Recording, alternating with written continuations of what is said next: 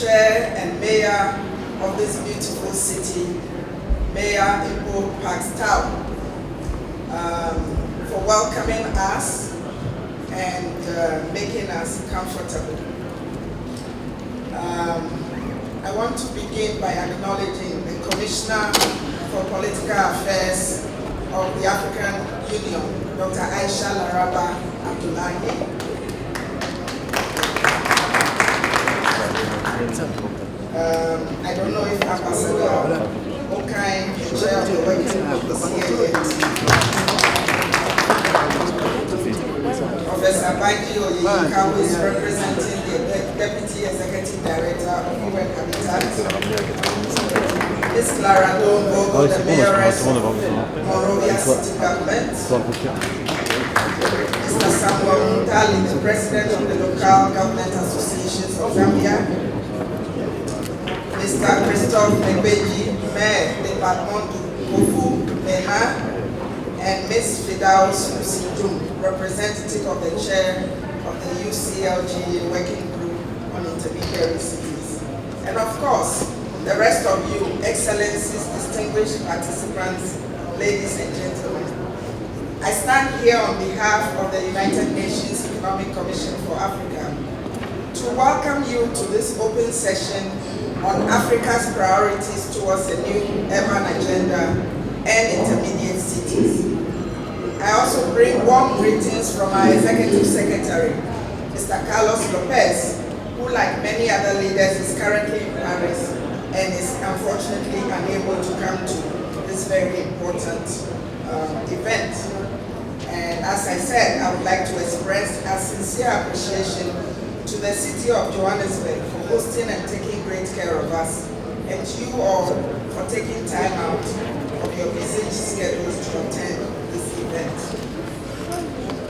Additionally, I'd like to recognize the African Union Commission, the United Cities and Local Government of Africa, both regionally and globally, and UN Habitat for the close and effective collaboration in the organization of this open session. Excellencies, distinguished participants, we are gathered here today as representatives from local governments, academia, civil society organizations, African regional institutions, and representatives from central government to discuss further the draft Common African Position towards the new urban agenda and the role of intermediary cities in our countries and continent. Why do we need a new urban agenda? It is almost 40 years since the first United Nations Conference on Housing and Sustainable Development, Habitat 1, was held in Vancouver, Canada.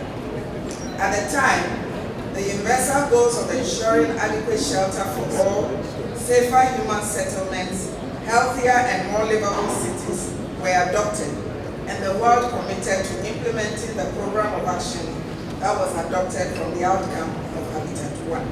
In 1992, the second UN Conference on Housing and Sustainable Development, Habitat 2, was held in Istanbul, which culminated in the adoption of the Istanbul Declaration on Human Settlements and the birth of the Habitat Agenda, which set out to implement goals and principles for achieving adequate shelter for all and the development of sustainable human settlements in an urbanized area. Distinguished participants, ladies and gentlemen, despite the progress that we have made over the past 20 years, we have established from the ongoing Habitat 2 review that Africa is in many aspects still faced with the same challenges, only at a greater magnitude. In some instances, there have been setbacks. We know that key sectors in our countries have evolved, so as well as the coordination processes. But we also have emerging issues with us, such as new forms of poverty, high youth unemployment, demographic changes, climate change, and resilience issues, among many others. While we are aware of the housing and human settlement realities in our countries, allow me to share some interesting findings from the Habitat 2 review from a country that has generated a bit of global attention, and that is Ethiopia. As we know, Ethiopia is one of Africa's most populous countries, whose growth rates have been on an average of 10.5% annually over the past decade. However, youth unemployment in the country is at 23.7%, and the number of unemployed young women is twice as that of unemployed young men, 30% young women compared to 16% young males. Maternal mortality stands at 673 deaths per 100,000 live births. In a continent where we have pledged that no woman should die while giving life, and the proportion of the elderly population is 4.6%, which is higher than the total population of many countries in Africa and the world. The unmet housing need is also significant. Despite government efforts over the past decade, that has led to the construction of 360,000 housing units in the past 5 years, with a plan to double the units in the coming 5 years. Excellencies, distinguished ladies and gentlemen, you will agree with me that we are in search of the solutions to the challenges presented by the urbanization process and urban development in general. And it is no surprise that the government of Ethiopia, for example, has prioritized urban development in its current national development strategy, which they believe can serve as a transformation force for the development of the whole country. Such is the reason the global community is rethinking the content of the previous Habitat Agenda to develop a new urban agenda that will reflect the current realities and emerging opportunities and challenges presented by the urbanization process. Clearly, Africa so far has been strategic in developing common positions such as the Common Africa Position on the post-2015 Development Agenda, among others. The past 2 years have also provided us with an opportunity to shape Africa's agenda for the next 50 years, also known as the African Union's Agenda 2063. And we all know that at a global level, our countries recently developed the Agenda 2030, the Sustainable Development Goals. To this effect, Chair, dear participants, ECA with other partners have fully supported these processes, ensuring synergies across all the commitments made, even at the level of the goals. We know that the chair of the working group on the Common African Position will be providing more detail on the CAP, after which we will be given the opportunity to provide further input. And the outcome of this meeting will be used to strengthen the CAP. However, additional opportunities beyond this meeting still exist before the CAP is finally adopted. Excellencies, distinguished participants, as you are all aware, we cannot talk about urbanization without talking about intermediate cities, which serve as the growth pole for many national and local economies. And yet their roles are seldom reflected in national policies and strategic plans. In Africa, 400 million people are urban residents, a number that will continue to grow at an annual growth rate that has been estimated at 3.4% per year from 2015 to 2020. This implies that Africa's urban growth is at a rate that is twice as fast as the rest of the world. Again, opportunities and challenges whose details will be shared in subsequent presentations exist. Allow me, however, to share one more detail about Ethiopia. The country's state and municipal average per capita for all the regions was 232.4 Ethiopian birr, which is about 11 US dollars in 2014. While the total per capita revenue for Addis Ababa, the capital, was 2,920 Ethiopian birr, or 139 US dollars. That is more than 10 times the rate of what it is in the state and municipal level. And they raise a lot of questions. Unfortunately, the level of precision in answering such questions can only be obtained through available adequate and quality data at lower administrative levels on varying aspects For example, economic, political, cultural, social, and environmental aspects of our intermediate cities. Strengthening our urban development data will therefore enable us to tell and own our urbanization story beyond improving the development situation in our countries.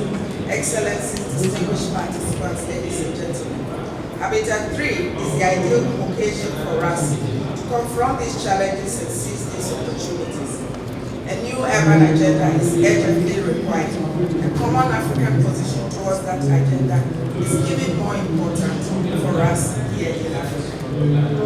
We reiterate ECA's commitment to supporting the common African position process towards the new urban agenda and beyond by building the evidence that links Africa's transformation to urbanization and strengthening the evidence base of our urban statistics in Africa, which will improve urban planning and development processes at all levels. Just a couple of weeks ago, we did have an expert group meeting on urban statistics in Africa in Addis Ababa, which was really Let me conclude by thanking our distinguished speakers, panelists, for accepting the invitation to participate in the discussion that will strengthen our priorities as we head to Quito in 2016 to adopt the new urban agenda.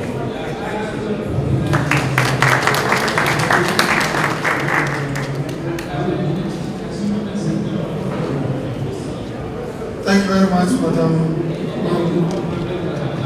for a very incisive input. I immediately call Professor Oyinka, who is also speaking at another session. So it's very busy schedule, particularly because the other session is discussing reforms. So bring a voice to our in the agenda.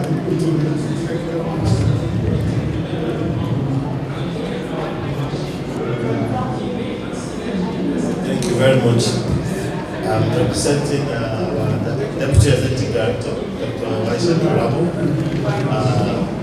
It's supposed to be at another session, but I just want to bring in greetings from the Africa and to express our gratitude for everyone being here today. The African Urban Agenda has been driven in large part by Habitat, ECA, and other AU in particular has given us strong political backing to this. I would like to thank the Commissioner for her presence here today. Please let me stand on the existing protocol so that we don't waste too much time. Ms. Manu has greeted Mr. Amoso. I've greeted you. There is the major plank for the African Urban Agenda is that Africa needs to shape its own narrative going forward. Whatever we decide at Habitat 3 is going to drive the dynamics of our engagement with partners, with ourselves, countries, for the next 20 years. And for the first time, I think this is a good thing that we took the initiative, strongly supported by Nigeria with fund and also other countries, to actually take a position. What is Africa going to be saying? What will be Africa's own growth narrative for the next 20 years? There are two major ideas, strands of the argument about urbanization that we feel is very peculiar to Africa. First is the general belief that urbanization is bad. Some people say it's bad. The other angle is to say that urbanization is good. But what we have found both from data and from research is it's not about urbanization, it's about sustainable urbanization. And what is sustainable urbanization is one that is guided by proper planning, by proper legal platforms, and in a way that benefits everyone. That is why for the first time we have SDG 11 that is focusing on urbanization, which calls for a city that is inclusive, resilient, productive. What we have found with the African condition is that it has defied conventional wisdom. Urbanization in the old paradigm proposes that when you find this movement.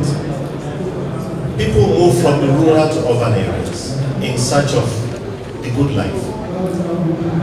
There is a transformation in the lives of people from poor productivity, poor skills, agriculture, to industry and to services. But what we have found in Africa is different. The example cited by my colleague is very instructive.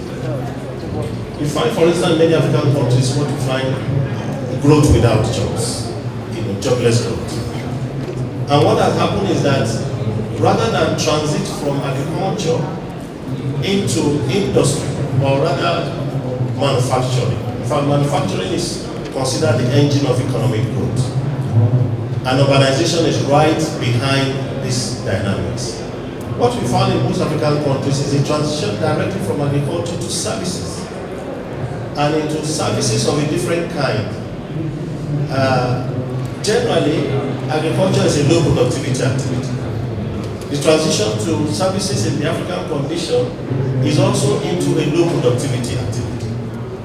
So what we have done is creating what we call structural unemployment. Now, in the old urbanization narrative, when there is a transition from agriculture to industry, you create factories in the urban areas. You create agglomerations, you create clusters of industries, where graduates, artisans, and technical people find jobs. But because factories have been more or less wiped out in Africa, since the middle of 1980s, structural adjustment and so forth, we've had a situation where there is very little productivity activities going on in our cities. Maybe beyond construction and housing and so forth, very few African countries today are producing anything of work. Value addition is very low. Therefore, the graduates that are trained in chemical engineering, civil engineering, mechanical engineering have no place to work. This is the stark reality that we face in Africa. Therefore, many of them are now forced to go into banking, into services, into trade, and so forth. Their skills are not utilized. This is the condition of structural unemployment. What we have tried to do in the African Urban Agenda is not just to relate the narrative, but to explain it. What we need to do is to explain what is happening so we can find a solution. The urbanization in Africa that we have seen is quite different. In the old Europe and America, it's what we call a pull factor. People are pulled into the cities because there are factories. In fact, in the old days of Charles Dickens, we find 13, 19-year-old people being forced into factory jobs. So they are pulled into the cities. But what we find today is a push out of the rural areas. People are pushed out because there are no infrastructure, there are no schools, there are no jobs. So they are forced into a city that is not ready for them. A city where there is infrastructure deficit. There are no housing, there's no water, there's no sanitation. People end up in slums. So this is the condition that we need to change. On the job side, we create huge informal economies. And I'm sorry to say, a lot of people glorify informal employment. It is good for the short term, but we need to change this code. We need to transform these kinds of economies into high productivity economies. So this is our narrative as Africans, and the African Urban Agenda is trying not just to relate what we see, but to explain it, so that we need to change this in the next 20 years. And we are very grateful for the political support we've had, for the backing that we've had from all our diplomatic communities, all our friends. For me, this is the job we have on our hand today, that we need to change this narrative. I do not glorify informal economies. It is a short-term household economy. Household employment is good for the short term, but you won't find them in Washington, in Boston, you won't find them in Brussels. And therefore, why should we begin to glorify them here in Africa? I think this is a question we need to ask ourselves. We need to look to the long term and what urbanization is able to do by creating an industrial, dynamic industrial process, by creating service sectors that actually have high productivity. I want to thank you very much. I will be back after my speech at the meeting. Thank you very much.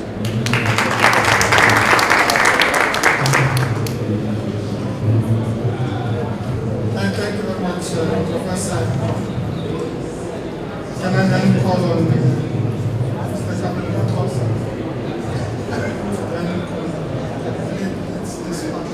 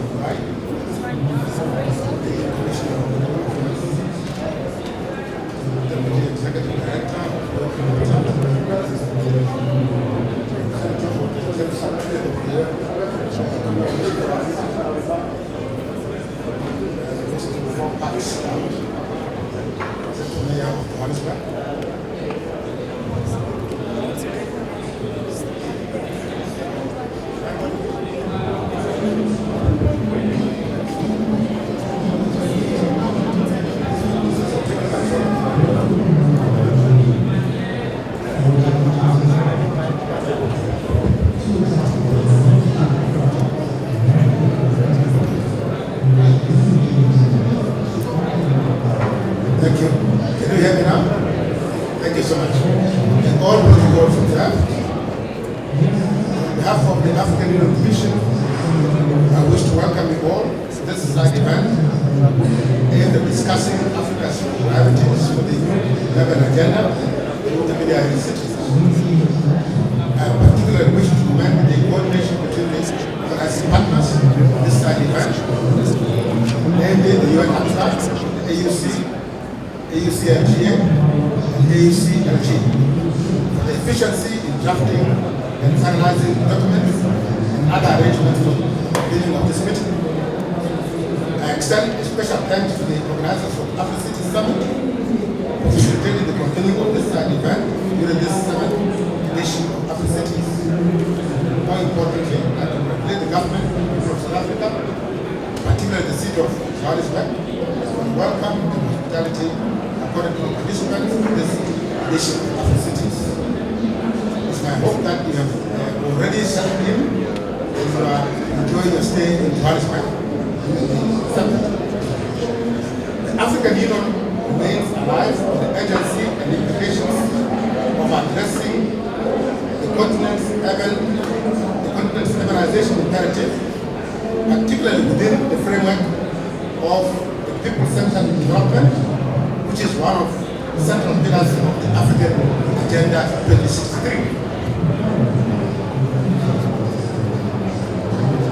Distinguished participants, ladies and gentlemen, indeed, urban and human settlement developments are recognized as the key drivers of Africa's socio-economic transformation in both the progress report of the Commission on the African Union Agenda 2063 and in the report from the high-level committee on the post-2015 development agenda submitted to the 22nd ordinary session of the Assembly of the African Union in January 2014. Underlying in both reports is the positive dynamism of urban and human settlement development for achieving the desired vision of the Africa Agenda 2063. More specifically, the two reports highlight the agency of overcoming the challenges and setbacks emanating from the rapid population increase that the continent will experience within the next 5 decades. To further ensure that our urban priorities are in sync with the international developments, the AUC, through the African Union Specialized Technical Committee on Public Service, local government, urban development, and decentralization, with the support of UNECA, initiated the process of developing the African Common Position towards Habitat 3, to be held in Quito, Ecuador, in October 2016. This process was initiated in order to ensure that the outcome of Habitat 3 is aligned to the unique and current type of urbanization in Africa. At this juncture, I wish to thank the UNECA for the partnership that has enabled us to generate the draft common African position on Habitat 3. The draft common position on Habitat 3 has so far been subjected to 2 expert group meetings in Nairobi in April 2015 and in Addis Ababa in June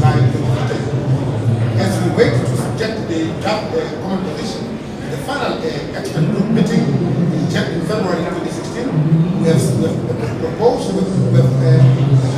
share the draft with all the Habitat Agenda partners in Africa to galvanize their inputs for consideration and then final EGM to be held in Abuja, Nigeria. Local authorities and the legal Habitat Agenda partners. Therefore, AU recognizes the fundamental role played by local governments in the implementation of the Sustainable Development Goals, as well as the new urban agenda, which will emerge from the Habitat 3 conference due to their proximity to the people and central role of delivering urban basic services. Furthermore, they are critical in monitoring of local development and play an important role in promoting the new urban agenda in Africa, anchored on the following principles, among others. First, well-governed and well-planned cities. Second, safe and secure cities. Third, environmentally sustainable cities. Fourth, productive cities. And five, finally, inclusive cities. The above-mentioned factors motivated us to share the draft Common African Position with local authorities in this side event, and therefore encourage you to work with us in shaping the urban future of Africa with the Habitat 3 process, and also as we implement the Africa Agenda 2063. Distinguished participants, ladies and gentlemen, while the draft Common African Position highlights the unique urbanization and human settlements development in Africa, also recognizes that Africa's urbanization has unprecedented potential for social, political, security, and economic transformation, with far-reaching repercussions for both urban and rural areas alike. The draft Common African Position is a comprehensive statement articulating Africa's future urban agenda, consistent with the Agenda 2063. It is anchored on eight pillars as follows. First, harnessing the potential of urbanization to accelerate structural economic transformation and inclusive growth. Second, linking sustainable urban and human settlement development with resilience. Third, enhancing people-centered urban and human settlement development. Fourth, strengthening institutions and systems for promoting transformative change in human settlement. Five, enhancing the contribution of urban and human settlement development to continental integration process. Six, enhancing Africa's global competitiveness through human settlement development. Seven, enhancing environmental sustainability and effective response to climate change in human settlements. Eight, finally, instituting a global partnership for sustainable urban management to facilitate implementation of new global urban and human settlements agenda in Africa. You as managers of this process must be well equipped to anticipate, plan and manage the process so as to maximize the positive impact of urbanization in Africa at large and in our respective countries. So this event today, in conclusion, is timely and opportune and enhances, in order to enhance ownership and ensure that our priorities in the new urban agenda are well implemented. The draft Common African Position after 3 will be submitted to our heads of state and government for adoption before submission to after 3 Secretariat for incorporation into the draft outcome document, which is expected sometime in April 2016. Those two remarks, Excellencies, I would like to thank you for your attention. Thank you very much.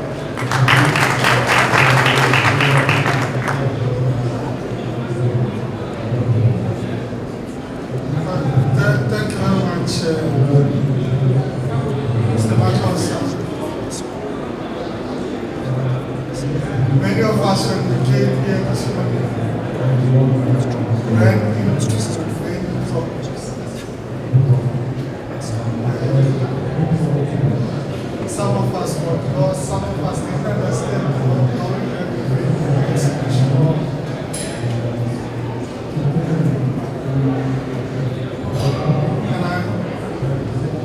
executive director ran into the same sort of problem, found herself unfortunately. Excellencies, distinguished delegates and guests, I'm sure it will be remiss of us if we do not get the opportunity to Deputy Executive Director of the to speak to us. It can only contribute to our discussions.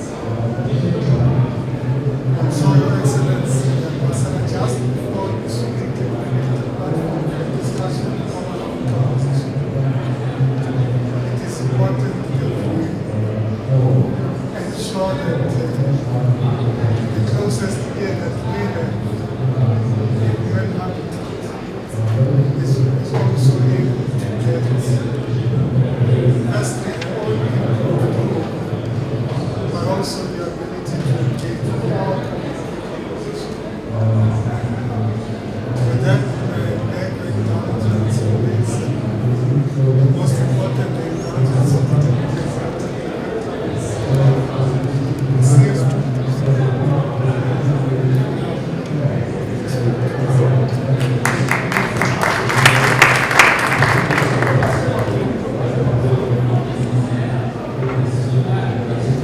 Thank you very much, Mayor.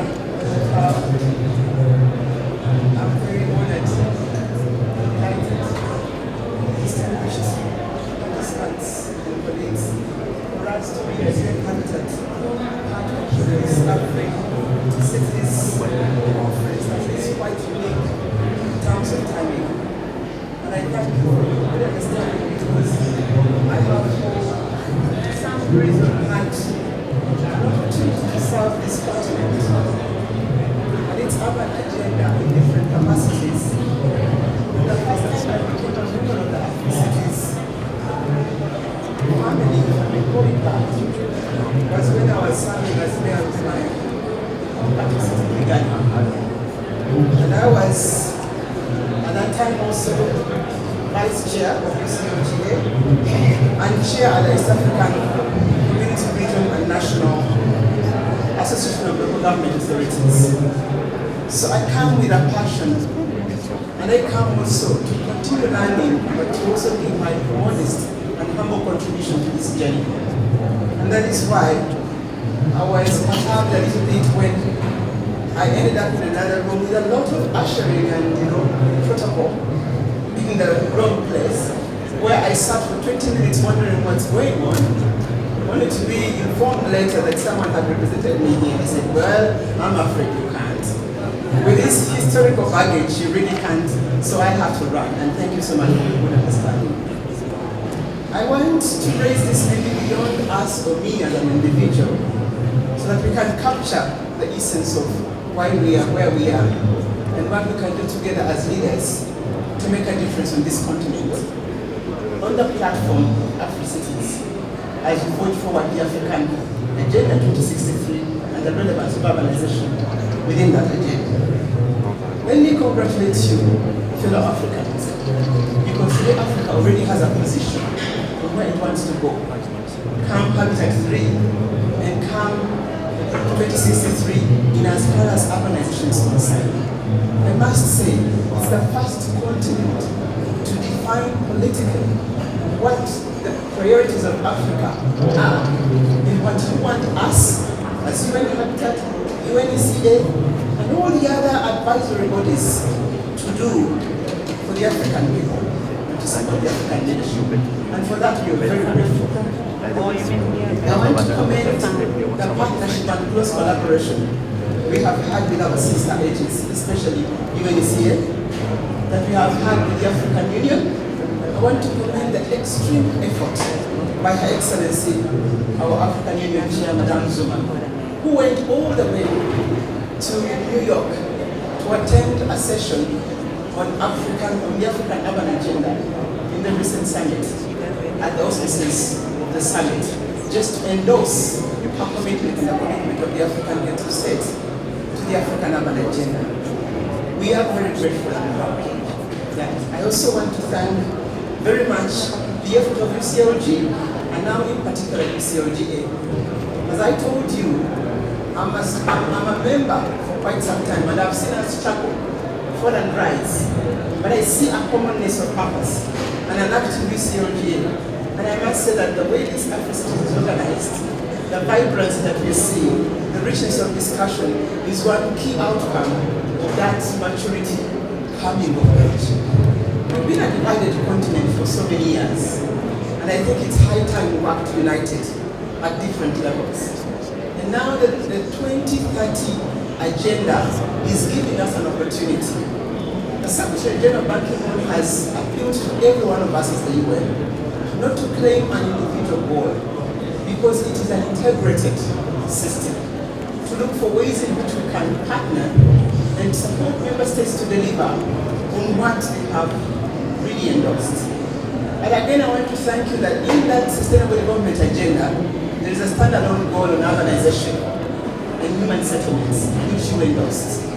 And I want to thank you that you have supported us to ensure that this is not going to be political messaging, but we have got plans and strategies to support you, map your way at national and sub-national level with strong normative research work to support that process, with clear strategic engagements to support the local government authorities. I want to commend my colleagues, sisters and brothers, mayors on this continent. I must say that in the 5 years of my career that I served as mayor, it was the most demanding and most challenging time of my career life. Yet it was the most fulfilling, very fulfilling and very humbling. I think it's when you meet real life issues and you're humbled enough to know that alone you can't achieve anything. It's at the local, at the city level, local government level, that the essence of partnering, the essence of service delivery is tested. And so we are committed as UN Habitat to support the mayors, to support the local government associations, and empower them to be able to implement the Sustainable Development Agenda in the African position. Distinguished participants, I'm aware, I'm sure you are, that while this continent is urbanizing fastest, that urbanization is not taking place actually in the capital cities. Most of it is in the intermediate towns. And out of our focus on the rural development, we are getting successful rural development leads to urbanization and land. And so that is why when we talk about urbanization, we talk about cities, about towns, and village center. And we would like to work with you to ensure that the eye of planning, the eye of governance, and the eye of utilizing the positive energy and the driving forces of inclusive social economic transformation from urbanization can be achieved and celebrated on this continent. It's not an accident that we are having an increased economic growth on the continent. But the question I have that I'm sure I'm sharing with you, is it inclusive? Is it sustainable? Is it transformative? Is it changing the life of the woman and the youth as we are sitting here? Do we feel that the woman, the African woman is empowered? The African youth is employed adequately? Is there a future for them? We want to remove the cripples because after all, 70% of our population will be urban come 2063. And so for that we are very cognizant and committed to do our very best that we can do as UN Habitat, knowing that we are headquartered here in Africa to get closer to you. We would like to share with you what we have from our normative work, what we have from our program of work, and I can tell you that we already have one recognition from even the partners. For the participation in Islam upgrade, we now have been having a budget of 10 million euro. They're promising us 3 times that. And we are rolling it out to you in the different countries, but seeking for much more participation. We would like that to be a point of empowering you, the mayors, to put in place the systems and framework to enhance your municipal resource mobilization and invest in your people. And so this is what we want to do with you. And in the same way, distinguished members, we have invested in the global land tool network. I'm just giving you big examples because 70% of this continent's land is not recognized formally. We have tools to help you enable people access security of tenure and utilize their land to empower themselves economically. Again, the tools are already available. We are rolling out to member states. And we have in partnership with UNECA and the African Development Bank, we have now a plan forward to enable you to link this governance powerful tool of empowering people with land inclusively with access to credit, with access to financing. It is doing when we are united. As I mentioned earlier, I am very passionate. I think I have a reason because I come from a country that you all know, Rwanda. We had the biggest challenges. 22 years ago, if you came to Rwanda and told us that we would be a prosperous country, maybe you would be considered crazy. But we believed in ourselves, and we believed in the power of uniting together and facing the challenges of conflict and genocide with unity.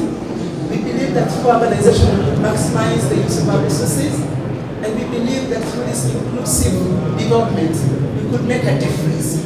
And I can tell you that in the times that I was there, and I was also there last week, I must say there's been good progress. My president has said if it could happen in Rwanda, it can happen anywhere. Because we came from the deepest pit to now a source of at least sustainable development. And we are there, not because of any unique thing, we don't have oil or anything. That's why I'm here to say, colleagues, let's make good use of our resources. Those who have diamonds and oil, let's ensure that we use the diamonds and oil to reflect on the livelihood of our people. And together, we'll make the difference. I want to thank you so much for your kind attention, and I look forward to hearing from you more. Thank you so much.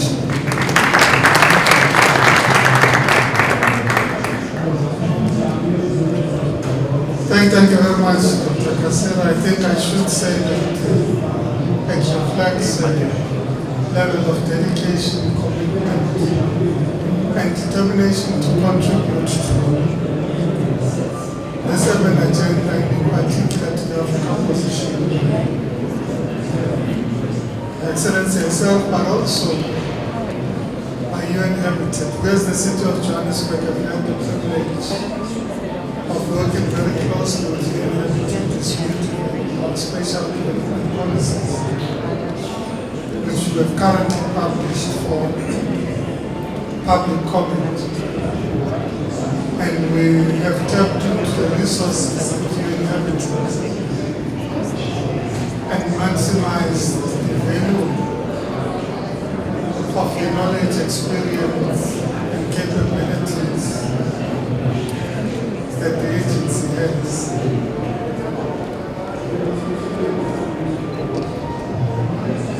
At this point, I think that we have come to the conclusion of the first session, which was really to set the tone for our discussion. The next session, where our moderator will now get into the nub of the matter, into getting to discuss the actual detailed starting of course. His Excellency Okai laying the basis for discussion on the Common African Position. But as I take leave from the chair, allow me once again to acknowledge the presence of Your Excellency the EU Commissioner for Political Affairs and University, Dr. Isha. Thank you very much. So what we'll do is we'll go into the next section.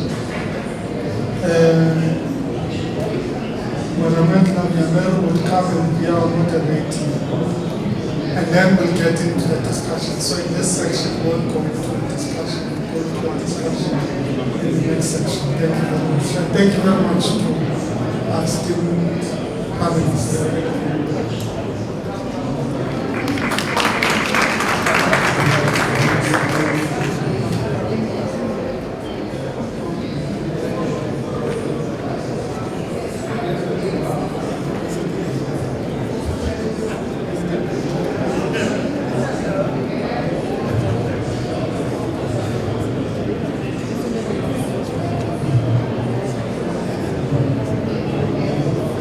Thank you very much, Mayor Tao, and let me also start off by expressing most sincere appreciation and thanks to the distinguished officials and representatives that started us off here today in this important meeting by providing us a framework for the remainder of our deliberations as we continue with the program ahead. I'd like to introduce myself. I am the Chief of the Urbanization Section at the UN Economic Commission for Africa, based in Addis Ababa. And I'd just like to say a few brief words in terms of ECA and its work on urbanization. The main thrust of the Economic Commission for Africa is to enable and to support Africa's structural transformation, which is the continent's primary focus. And allow me, before I proceed, to perhaps invite the panelists that will be taking us through and commenting on this common position that we're looking at in this panel. His Excellency Ambassador Friday Okai, Chair of the Working Group of the Common Africa Position. Professor Edgar Peeters, the African Center for Cities, University of Cape Town. Mr. Samuel Muntali, President, Local Government Associations of Zambia. And Madame Lasenema Toure, Mayor de Dienne, Côte d'Ivoire, who may not be here with us. Okay. We've just been informed that we will have instead Monsieur Christophe Mekbeji, Administrative Civil, Mayor, Department du Kufu, Commune de Klukanmei, who is already here with us in the panel. As I said earlier, the focus of this first panel of today's session will be to look at the Common Africa Position on Habitat 3. Our previous distinguished experts and representatives have introduced this to us briefly, but we will now look at it in much more detail and look into the specifics of what this Common Africa Position entails. And of course, we look forward to the discussions that will take place thereof and your contributions and commentaries in that respect. I had earlier said that I wish to say a few words in terms of ECA's work on urbanization. The Economic Commission for Africa's main thrust and focus is to support Africa's structural transformation. Previous speakers have alluded to the urgent need for Africa to radically engender a socio-economic transformation that creates jobs, that provides access to services, and that enables shared prosperity and well-being for all its citizens. Africa must diversify its economies. Africa must enable value addition and manufacturing to be the pillars of its economies. We must modernize our rural economies. We must strengthen technology and innovation. All critical issues which have been endorsed and fully captured in Agenda 2063. ECA is fully behind this and focuses its work behind these very objectives. And in this respect, ECA also posits that urbanization is an underlying enabler for all these very core aspects of the socio-economic transformation that's necessary within Africa. Urbanization defines the spatial aspect of the socio-economic transformation that's needed in this continent. And so ECA focuses on these issues, and primarily also in terms of generating the knowledge on what exactly are our cities contributing towards the socio-economic transformation. What role can they play, and are they already playing? And so these are the focus areas of UNECA's work on urbanization. And of course, ECA has been fully behind the drafting and the formulation and support towards the Common Africa Position, together with UN Habitat and fully in coordination with the AUC, and this is also very much appreciated on behalf of the AUC. So with those brief remarks on EC in relation to the Common African Position, I would now like to invite Ambassador Friday Okai, Chair of the Working Group of the Common African Position. You will have earlier heard that a working group has been established to support the formulation of the Common African Position. Ambassador Friday Okai is the chair of this working group and is most ideally placed to take us through the details of the common position. I'm sure by now you are quite curious in terms of what this common position entails. So I invite Ambassador Friday Okai to take us through that.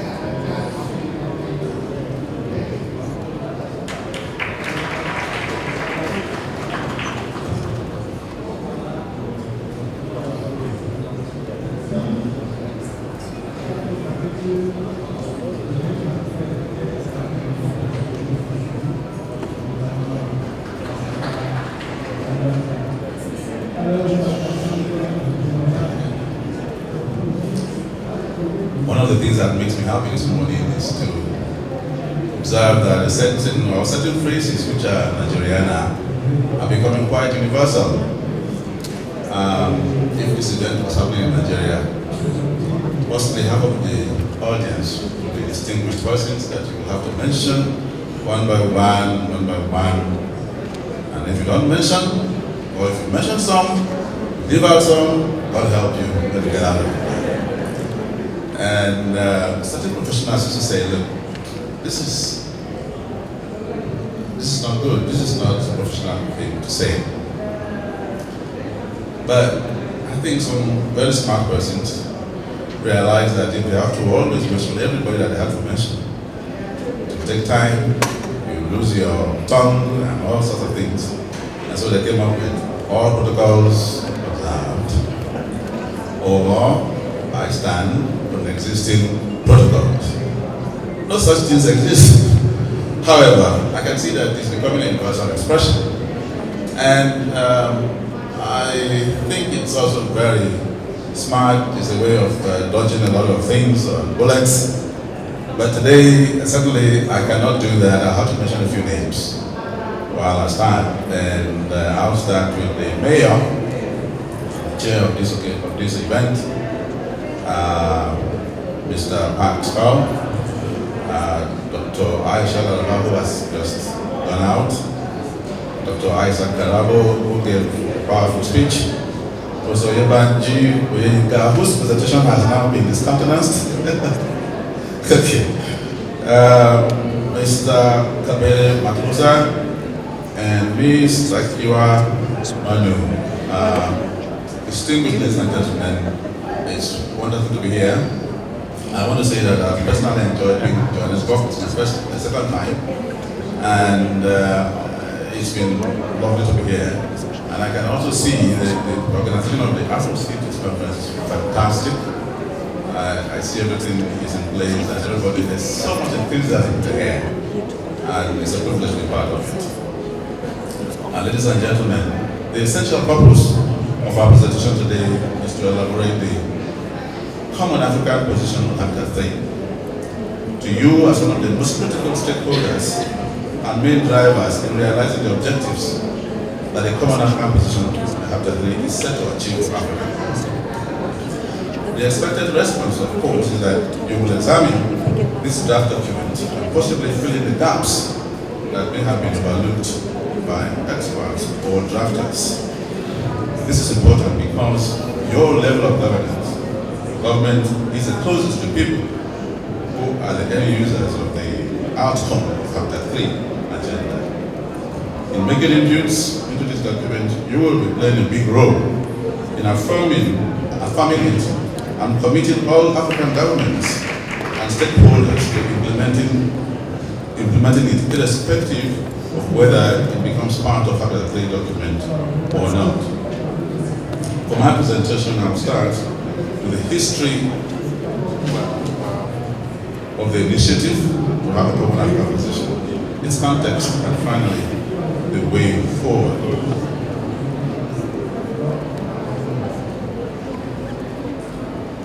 Ladies and gentlemen, this is the first time that Africa will present a common front at a major global agenda-setting event with particular reference to urbanization and human settlements. In 1996, during the Habitat II process in Istanbul, Africa did not make any input into the outcome.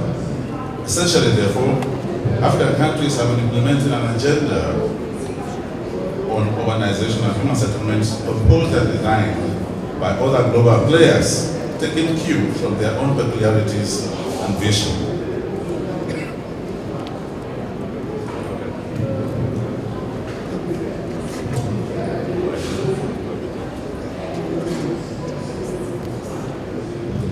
Today,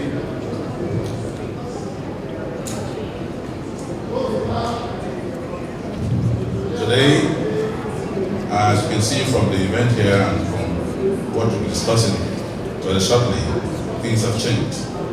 The idea to have an African common position towards Habitat 3 came into being in 2014, with Nigeria leading the initiative, with technical support given by UNECA, UN Habitat, African Union Commission, while the Specialized Technical Committee on Housing and Urban Development, also known as AU SCC 8, serves as the secretariat for drafting the Common African Position.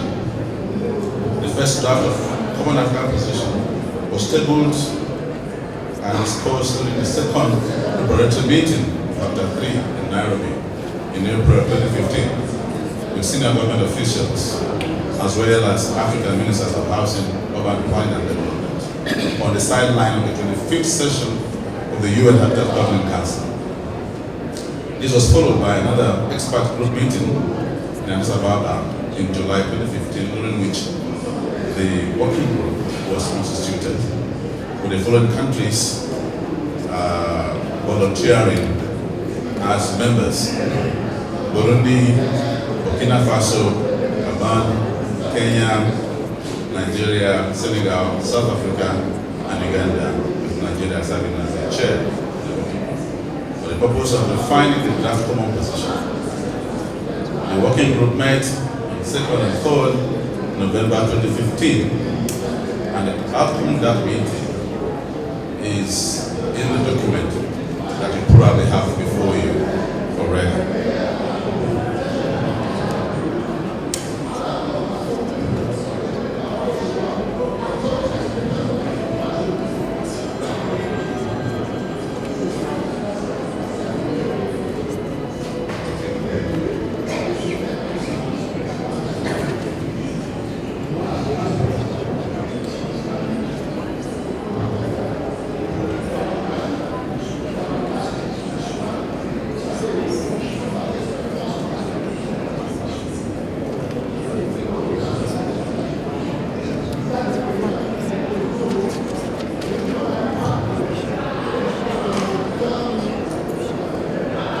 Context. The Common African Position synthesizes core elements from A, African Agenda 2063, which is essentially Africa's vision on housing, urban development, and human settlements, and B, the United Nations 2030 Agenda on Sustainable Development, properly known as SDGs. When you look at both documents, you will discover that African vision or Agenda 2063 or Agenda 2063 is to have cities and other settlements becoming hubs of cultural and economic activities with modernized infrastructure. African people having access to affordable and decent housing, including housing finance, access to all the basic necessities of life, including water, sanitation, energy, public transport, and ICT, If you look at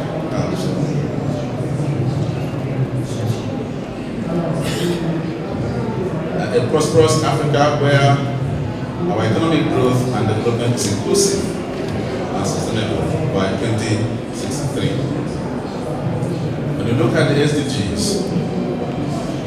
the elements synthesized from there include to ensure access for all to safe and affordable housing, meet people's needs for basic services including energy and water, develop sustainable public transport system, create an environment that minimizes the impact of natural disasters, reduce the adverse environmental impact of cities by investing in renewable energy, manage scarce resources, and improve waste and recycling systems. Essentially, all these elements have been put into what we call the 8 pillars.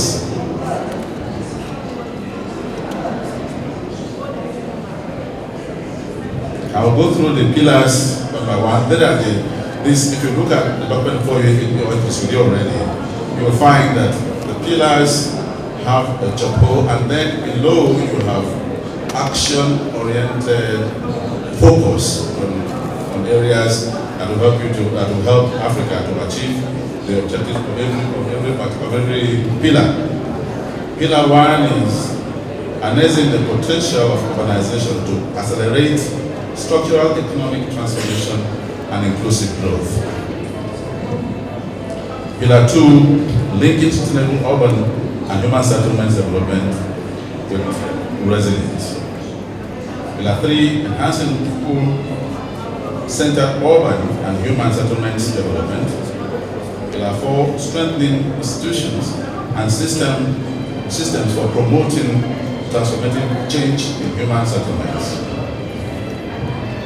Pillar 5, enhancing the contribution of urban and human settlements development to the continental integration process.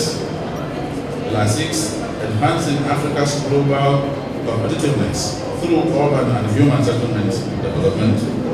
Pillar 7, enhancing environmental sustainability and effective response to climate change in human settlements. Pillar 8, instituting a global partnership for sustainable urban management to facilitate implementation of the new global urban and human settlements agenda in Africa.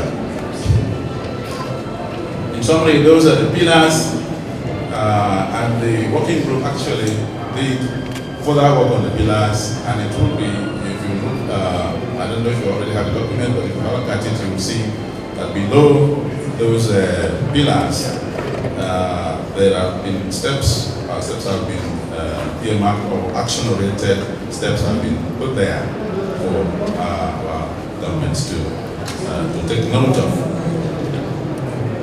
I also want to say that this is an evolving process and has been already pointed out. It is for the presentation here today is to make sure that everybody, every stakeholder, has an input into it. Now, what is the step forward? Draft will be disseminated among local governments and non-state actors, that is Africities, during this summit. Johannesburg, this is what we are doing already. Draft CAP H3 to be tabled for consideration by AU policy organs. CAP H3 working group members to accommodate further input from state and non-state actors until the CAP is adopted. We used to have an advert in Nigeria. The cap spits, and they used to have this big, huge cap. That's what I'm reminded of here. I hope that this cap will fit everyone here. Africa Regional Meeting on Chapter 3, Abuja, Nigeria, 24-26 February 2016. Experts and to be prepared by UNECA, The Common African position will then be considered and adopted by ministers during the regional meeting in Abuja. final CAP H3 to be presented to the STC number 8 on public service, local government, urban development and decentralization, in March 2016. Following adoption by STC number 8, the CAP H3 will be submitted for adoption by the AU Summit of in June 2016. The Common African Position towards that 3 will be ready for P2 Ecuador in October 2016. Distinguished ladies and gentlemen, as much as I believe this initiative is laudable and commendable, it will only be helpful to the whole continent when there is an overriding and high political commitment to the highest level, whether it is national governments, NGOs, local governments, and indeed all Africans. We make this presentation fully aware that local governments deserve to make their own input and for it to be reflected in this document. The document itself is an evolving process, and the final product will only be when all stakeholders have made their input. Indeed, today's event will have an outcome document reflecting all the views expressed. We also want to make it clear that adopting an African common position is not a mutually exclusive exercise. The whole idea is that it is a contribution to the global agenda, working in concert with positions from other regions of the world to achieve a common goal for humanity. Thank you very much.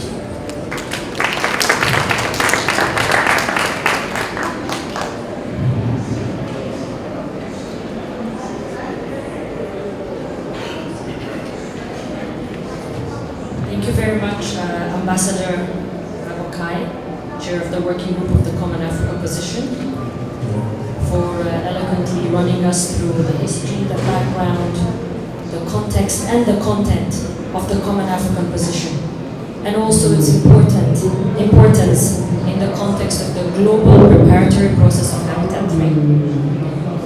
Ambassador also pointed out importantly that this is an evolving process where the inputs and ownership by various stakeholders is absolutely critical. And this meeting today is, of course, intended to allow a platform for such engagement. I would now like to call on Professor Edgar Peters of the African Center for Cities at the University of Cape Town, one of the continent's leading entities and think tanks on urbanization, to provide some commentary and reactions on the African Common Position.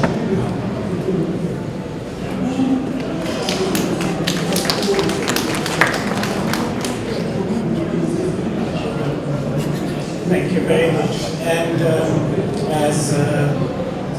it's a real pleasure to be here, and I'm incredibly honored. So I'm, as an academic, and as someone who can't even attempt to get the protocol aspects correct, I will stand on your eloquent and earlier protocols, if I may be able for doing that.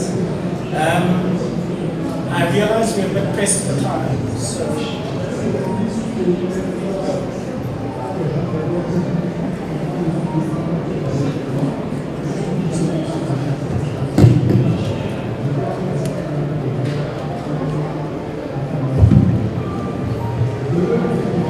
thank you.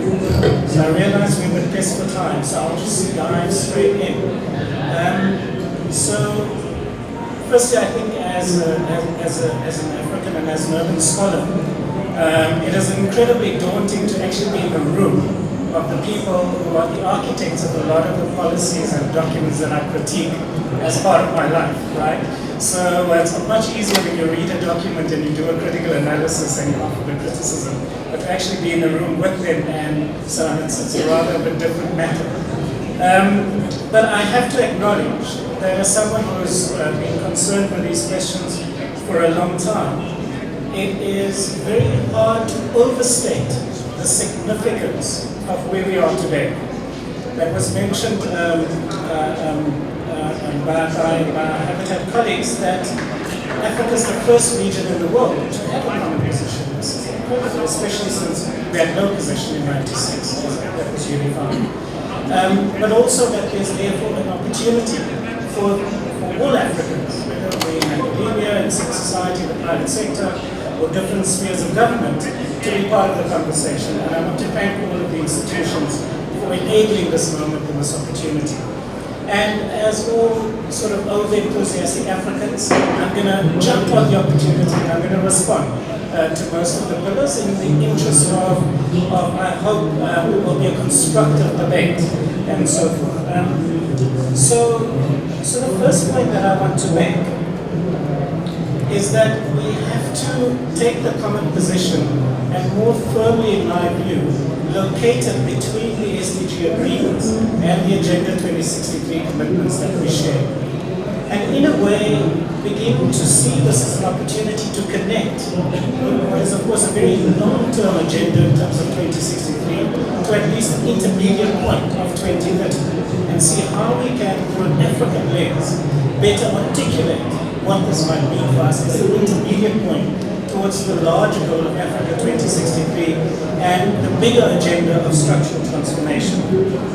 And in doing that, we also have to take the responsibility as Africans to stare the specificity of our urban transition in the face. And a major contribution that I hope to leave with you today is to underscore the unique conditions that was already alluded to in the first panel of the African urban context. So there's four aspects to this which I think is really important to keep uppermost in our minds when you try and understand what does it mean to respond to this context in relation to the Agenda 2063 goals of structural transformation and inclusion, but also the intermediate points of resilient and inclusive growth as set out in the SDGs. The first point is that the level of slum prevalence in Africa is much higher than any other region, and there is nothing on the horizon that suggests that we can get ahead of this problem anytime soon. So as the urban population is anticipated to treble in the next 25-35 years, and we already have a slum prevalence of 61%, according to the latest data of UN Habitat, we have to understand what it means when the majority of urban dwellers have an urban reproduction in that form. This is then secondly compounded by the fact that the ILO tells us 63% of the labor force are vulnerable employment. 63%, and we had the comments earlier about informality. Now the point about the 63% is that our labor force is also expected to treble to 1.2 million over the next 25-35 years. And again, because we don't have the structural mechanisms in place to produce the high productivity industrial base that was suggested we desperately need and that Agenda 2063 calls for, it means that we have an income deficit that will mean that the reproductive cost of living in a former house, even if we get housing right, is a major structural question. Now, we, of course, nobody has clear answers to this, but we've got to take this as a starting point. And then I take the point that was made earlier that informality should not be celebrated, but it is a fact of life now. And it does contribute 55% of economic value in Africa's economy. 55% from informal economic activity. And then finally, we are marginal in the global story. Africa, even though we are somewhere between 15 and 18% of the global population, we only account for 2.5% of the global economy. And the problem is, and this is really important to get, because part of what sits under that is that our insertion into the global economy is highly asymmetrical. And that asymmetrical insertion makes it very, very difficult to foster regional integration in Africa, which is absolutely the key to the success of Agenda 2063. And so these are some of the hard material conditions that I suggest we've got to use as a touchstone if we are going to really, really reflect on how do we get traction on the 8 pillars.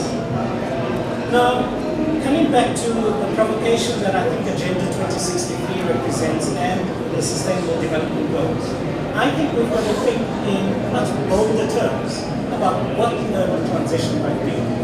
The urban transition has got to be low carbon, non-negotiable. It's got to be resource efficient, non-negotiable. It's got to be inclusive in economic terms, non-negotiable. This means that we cannot detour via an exclusionary growth path, which is the one we want, clearly, and then expect that somehow we're going to land into an inclusionary flow. It doesn't work that way. We've got to really begin to understand what are the mechanical mechanisms that connect the informal, the formal, the social, the solidarity, and the cooperative economies in Africa, and build a theory that is anchored in space, in other words, how our territories function on a day-to-day basis. And that theory does not exist in mainstream economics. And one of the challenges we face is that a lot of the assumptions of Agenda 2063 and the theory of structural transformation of our economy rests on fairly conventional economic assumptions. That's the problem we face, is that we've got a theoretical frame that isn't geared to deal with the structural realities that we face in the continent, because we haven't done the theoretical conceptual work on how our livelihoods are reproduced on a day-to-day basis in real places, in real time. And how we are then structurally disadvantaged in a global trade regime and economic system that reinforces the mainstream economic frame. This is our challenge. And we've got to produce the theory and the conceptual frameworks, and most importantly, the experiments to begin to break through this. Now, my argument today is that the biggest and the most productive opportunity we have to embrace this challenge is our paradigm on urbanization. It's how we think about cities, about what the urban dividend potentially represents. And within this, I want to suggest to you that the imperative of services, of dealing with dignity at the daily level in terms of access to sanitation, water, energy, education, healthcare, and so forth, has got to be connected with the structural problem of unemployment. And that in turn has to be connected with this very unique historical moment of an ICT-based technological revolution that is structurally transforming the global economy at the very basis of the modes of production. And when we begin to connect these dots in relation to intermediary cities, in relation to our city regions, in relation to our interface zones between rural and urban areas, we can begin, I believe, to build the paradigm that is rooted in the soil of the continent, that is rooted in our territories. We haven't yet, I suggest, really done that work, because the way in which we are forced to think about this is in relation to these global frames that then produces a set of checklists, right, that we know we can disagree with. They are, of course, self-evident. Right? Everyone wants dignity, everyone wants health, everyone wants full employment, everyone wants all these beautiful things.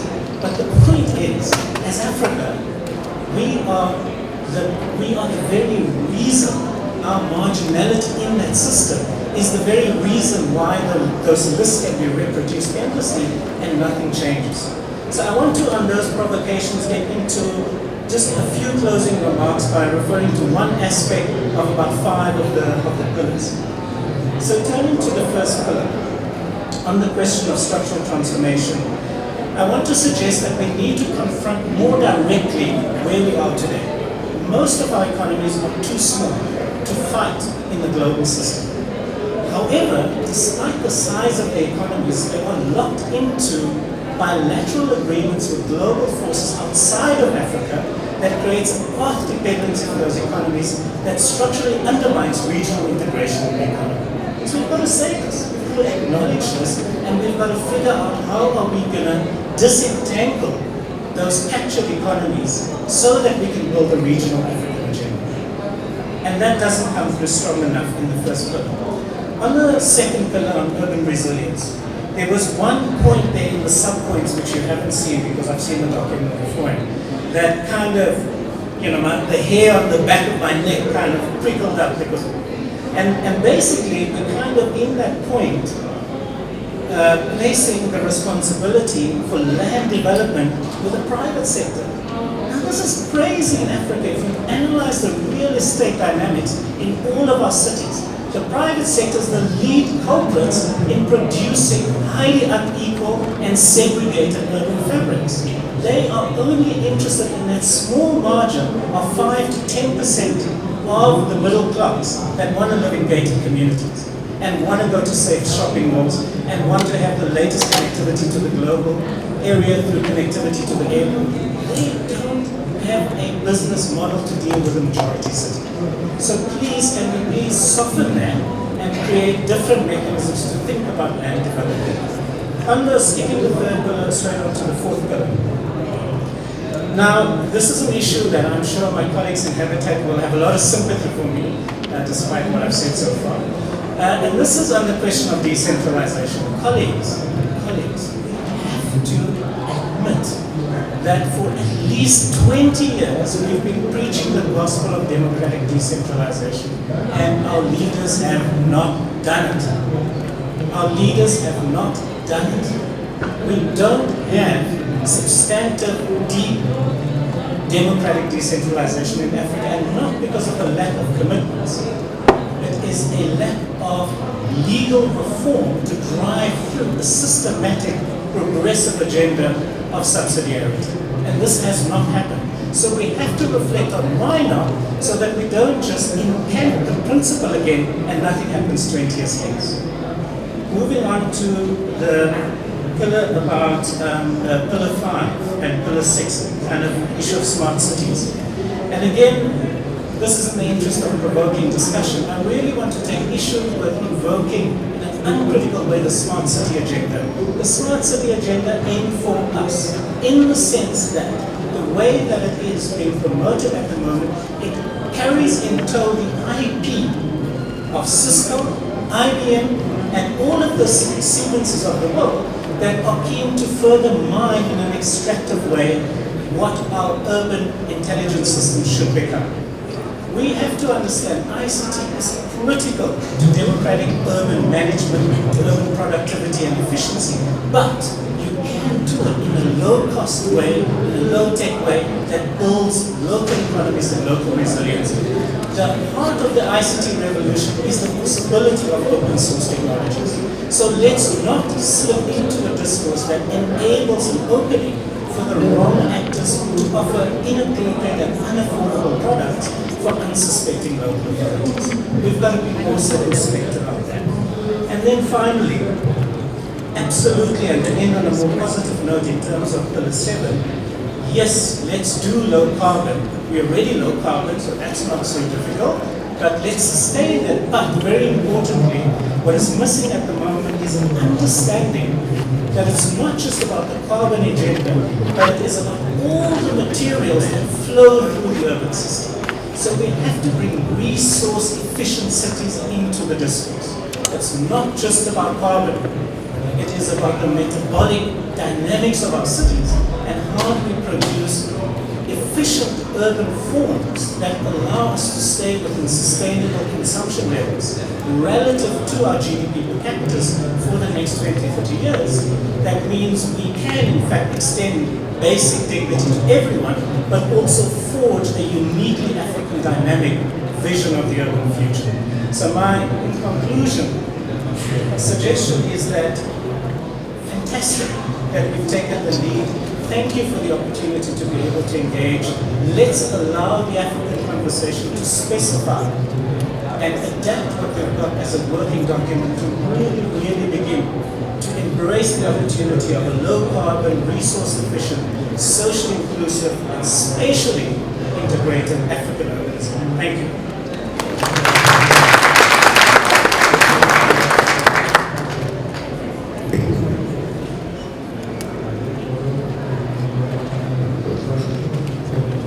Professor Edgar Bridges, thank you very much for that enlightening commentary on the African common position.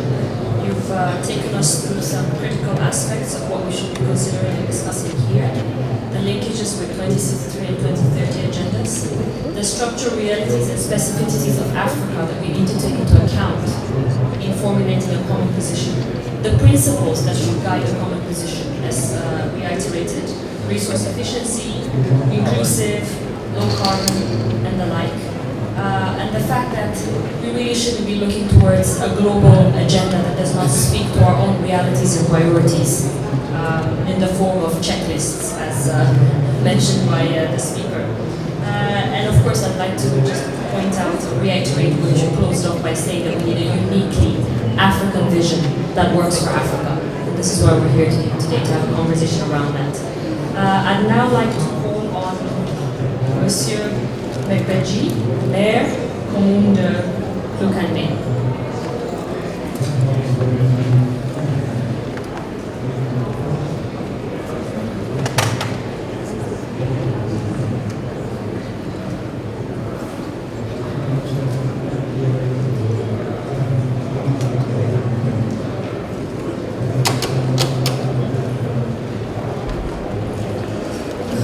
Mesdemoiselles, Mesdames et Messieurs,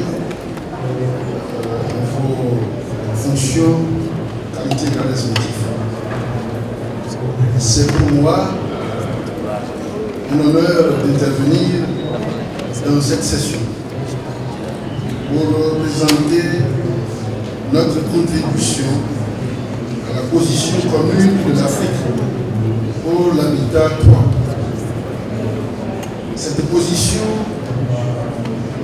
est celle partagée par notre organisation fêtière CGLIA. Nous souscrivons totalement aux principes proposés dans le préambule de l'avant-projet de position commune de l'Afrique pour l'habitat 3 élaboré sur la base des conclusions de l'agenda de 1963, notamment la nécessité de promouvoir un modèle de développement inclusif et axé sur l'homme, d'exploiter le potentiel de transformation de l'urbanisation pour promouvoir le développement et réduire la pauvreté sous toutes ses formes.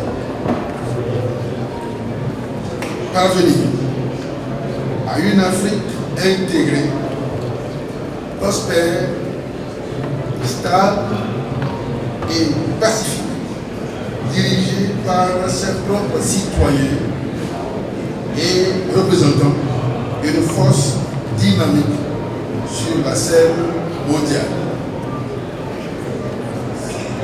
Nous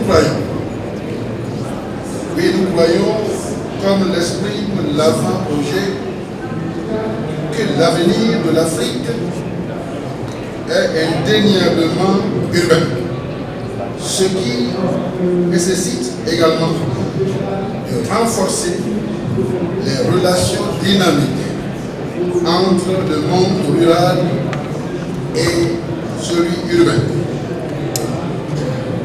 Cette transition urbaine est un des changements majeurs en Afrique depuis les indépendances et nous devons nous y préparer.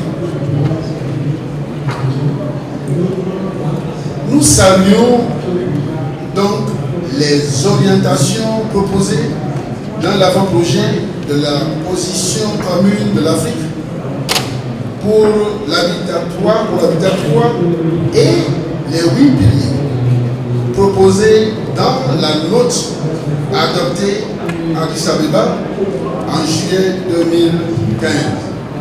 Mais nous aimerions des avancées plus fortes sur les modalités de mise en œuvre. À ce propos, il est important d'évoquer le bilan d'Habitat 2.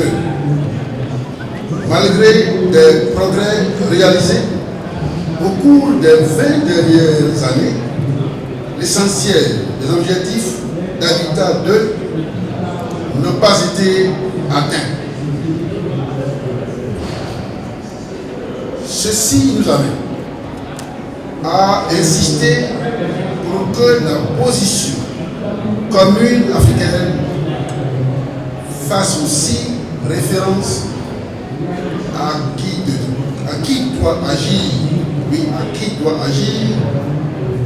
ou comment et avec quels moyens pour assurer la mise en œuvre.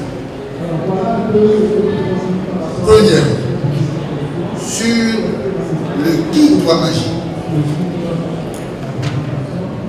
Les États doivent reconnaître que les gouvernements locaux africains sont leurs principaux alliés et un des principaux leviers pour avancer vers une réelle mise en œuvre.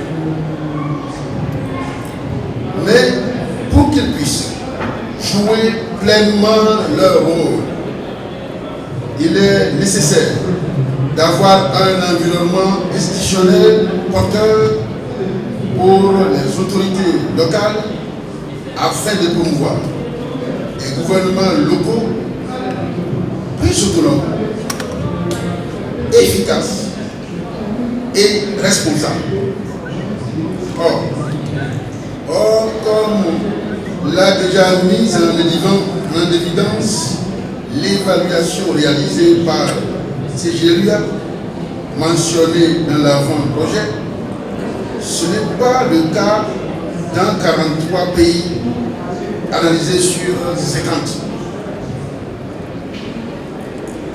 De ce point de vue, nous soutenons fortement l'approfondissement du pilier 4 inscrit dans la proposition sommaire d'avant-projet adoptée à Addis Abeba en juillet 2015 qui fait référence à la nécessité de promouvoir une transformation du cadre légal, des politiques et de la gouvernance urbaine. L'agenda 2063 et l'avant-projet appellent à renforcer la dimension mondiale de l'Afrique. Or, pour devenir des acteurs globaux,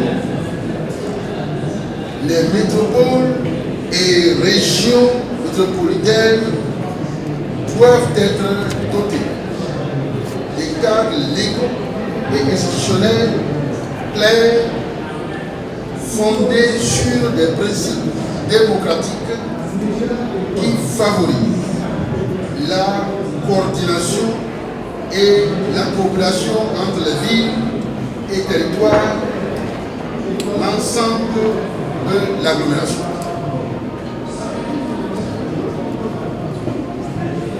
Le renforcement du rôle des villes intermédiaires nécessite également des politiques de décentralisation effective pour contribuer à mobiliser les ressources locales, ce qui implique plus d'autonomie locale, le renfort donc de la fiscalité locale et des mécanismes de péréquation. Nous souhaiterions que dans le texte soit inscrit le soutien à la charte africaine de la décentralisation, de la gouvernance locale et le développement local adopté lors du sommet de la conférence des chefs d'État et de gouvernement de l'Union africaine de Malabo en juillet 2014.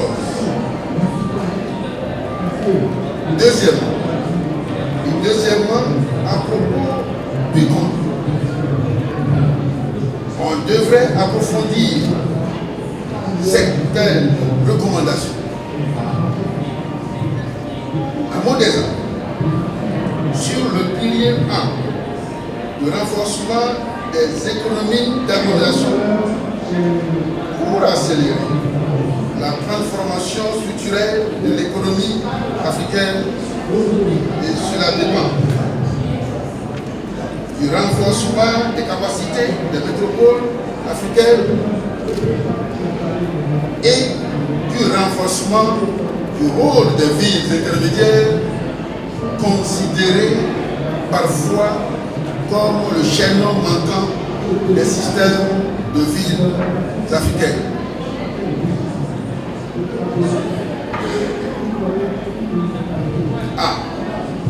Pour les métropoles, l'émergence des mégapoles de plus de 10 millions d'habitants, des régions métropolitaines et des grands corridors urbains en Afrique nous oblige à changer d'échelle et d'approche de la politique urbaine. Pour donner aux métropoles africaines la dimension mondiale que l'Afrique nécessite, dont l'Afrique a besoin, il doit pouvoir disposer d'une meilleure maîtrise des leviers de leur développement économique, notamment pour ouvrir des opportunités pour les jeunes, le grand défi de l'avenir de l'Afrique. Ceci requiert une concertation plus étroite des politiques macroéconomiques entre les aires métropolitaines et l'État, c'est-à-dire une gouvernance multiniveau plus équilibrée.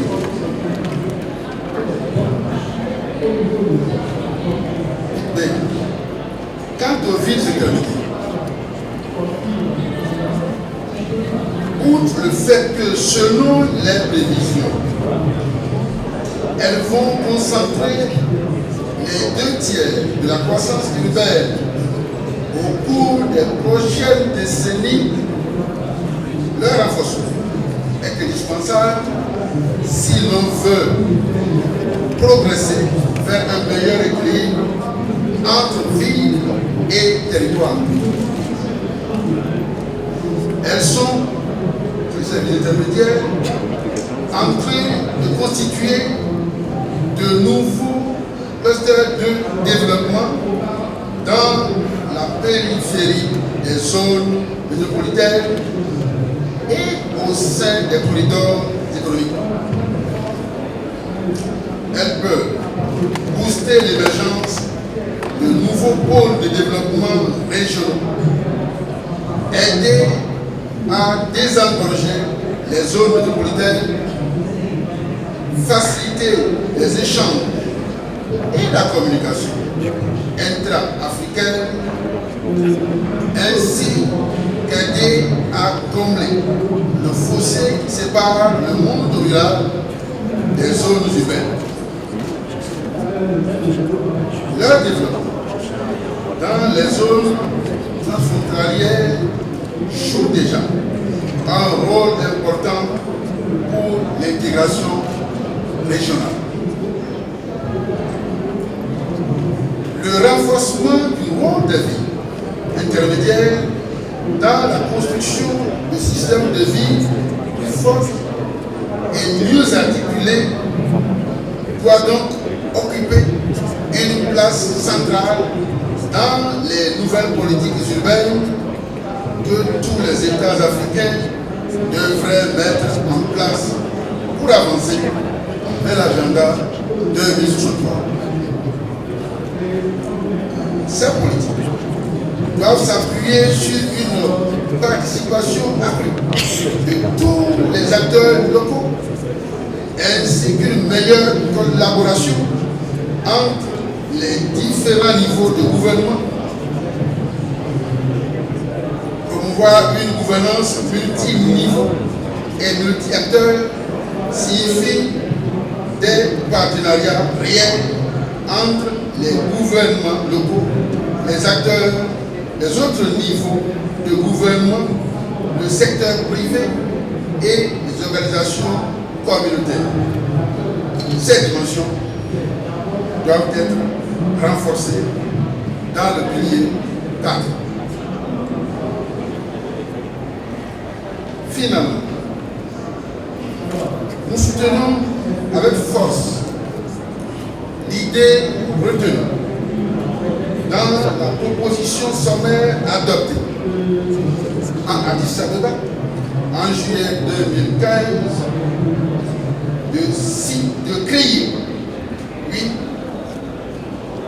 de créer un partenariat global pour la gestion urbaine durable en tant que pilier politique.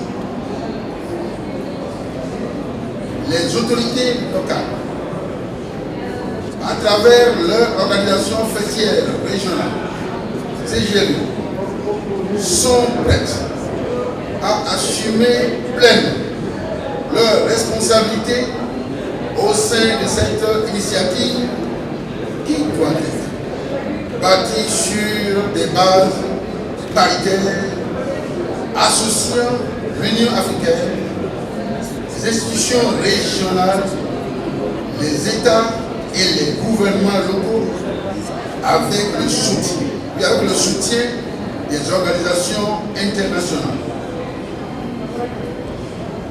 Cette initiative doit être étroitement associée à une réflexion avec les banques et les institutions internationales de financement du développement urbain, les infrastructures et services de base, afin de créer un système de levier qui puisse décupler la mobilisation des ressources locales, nationales et internationales, publiques et privées. Je vous remercie.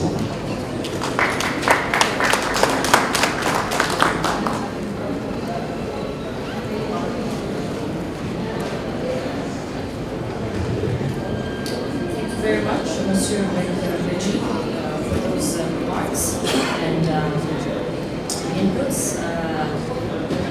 The speaker has appealed to us to consider the various and important roles to be played by stakeholders and actors in the continued formulation of this common position, including importantly, of course, the role of local authorities, but also other actors at the regional and national level. And he's also like previous speakers, emphasized the need to take into account Africa's realities and how urbanization is unfolding in Africa, including issues related to the role and function of intermediary cities, emerging urban spaces and corridors, metropolitization and expansion of the peripheries and the implications of this, as well as the very important question of youth employment.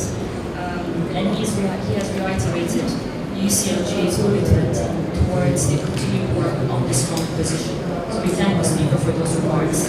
With that, we end the commentary on the common position by our speakers, and we would now like to open the floor for questions and remarks for the speakers and for others here present. So the floor is over to you now.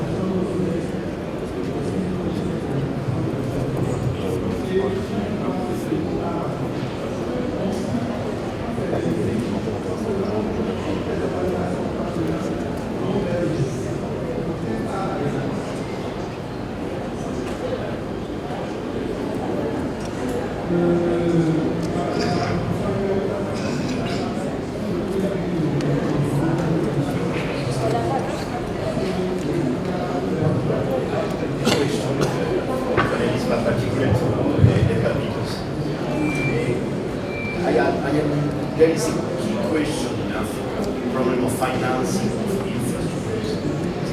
All of you are talking about the different policies we need, but there is not any specific proposal about how, from where and how we are going to mobilize the massive investments we need to improve African urban infrastructures, to make the city, to give dignity of all the people. That is critical. Thank you very much. Thank you for that question. And may I also emphasize that we would very much appreciate your commentary specifically on the content of the common position as well, and in particular its pillars and whether you feel they're relevant, appropriate, or what gaps or opportunities there may be to enhance what is already contained in the common position. Thank you.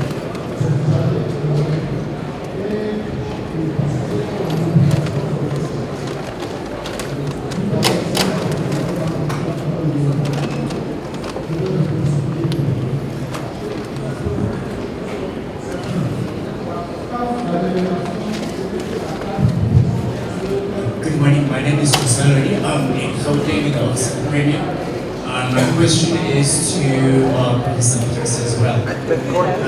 In his response to the pillars, he mentioned something to the effect that the current conceptual framework and normative thinking that we are using to understand the organization of Africa is not to be implied that we need to start thinking about the new paradigm that would work in a condition suitable for Africa. I'd like to hear him tell us more about that. I think he tried to articulate what this new paradigm would entail and how it would cater for both the urban and the rural settings, which are the key spatial characteristics in Africa. I'd like to hear more about that, and if you can perhaps share with us any work that is taking place currently in Africa that helps us to understand more about this new paradigm. Thanks. Thank you.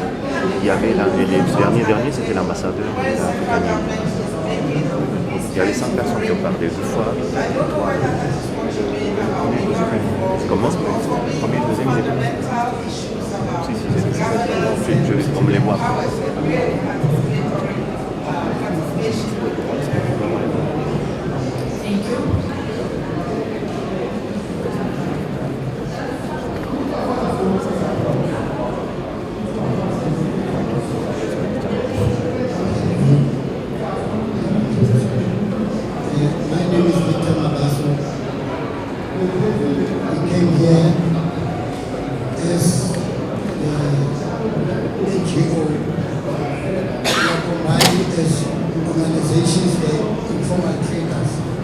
Our combination was the Safe Focus campaign. We have presented a charter yesterday. There was a charter that we presented. The thing that makes me to mention the background is because of the inclusiveness of the informal economy, which actually is very, very important. Now, to the people that are involved in the informal economy are people who are jobless, get retrenched, and then they go into the informal economy.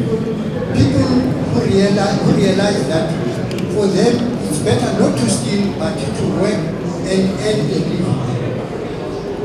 This informal economy needs to be supported mainly by the local government. The resources in terms of helping them to have some sort of a documentation. That is, there are newsletters in the various areas, the media, to help the media, to encourage the media to write stories about the informal economy so that they should realize that the local government, the mayors, do like what they are doing, rather than the opposite thing that usually happens, that is the harassment from the local government, which the informal traders are getting.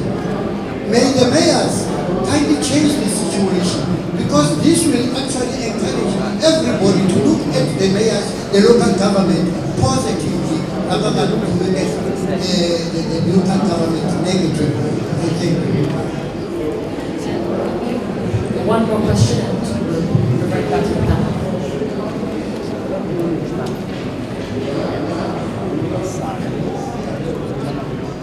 Thank you very much. My name is Michael Family. I'm from Nigeria. First, let me thank Professor BNTSC, for your very focused journalism. I think we're funding this particular forum as if we are putting them on the spot to look at what they've said. They've just commented on it, and we are supposed to further that kind of argument rather than putting them on the test. So I want to make that clarification. The second point is, if we look back with a hindsight, the question I want to raise is that we're going to Habitat 3. Now, I haven't heard really what went wrong with Habitat 1 and 2, but if we don't learn from that, then we're going to miss the point. Because we had Habitat 1, not much, and I had a AU speaker who said that things have really gone worse than what we thought. So what went wrong with Habitat 1 and Habitat 2, to me, I didn't hear that. Second point is, the organization we're talking about and the politicians who really drive development agenda in our country, do they really accept organization as a political agent? Because we're saying it to ourselves here. And I heard it from other high-level circles, thinking that African is still rural, even up to now. I want to perhaps maybe digress a little bit about what I think that even some of the development institutions like AFD, I had to be in the plane with one of the staff, and they now say that they want to get people back to the rural areas as a policy of counteracting organization, which I think is not going to be really working. You have to accept it. And the issue of centralization you mentioned, I think we need to go further than that. Because if we have been toiling with it and it will never happen, when is it going to happen?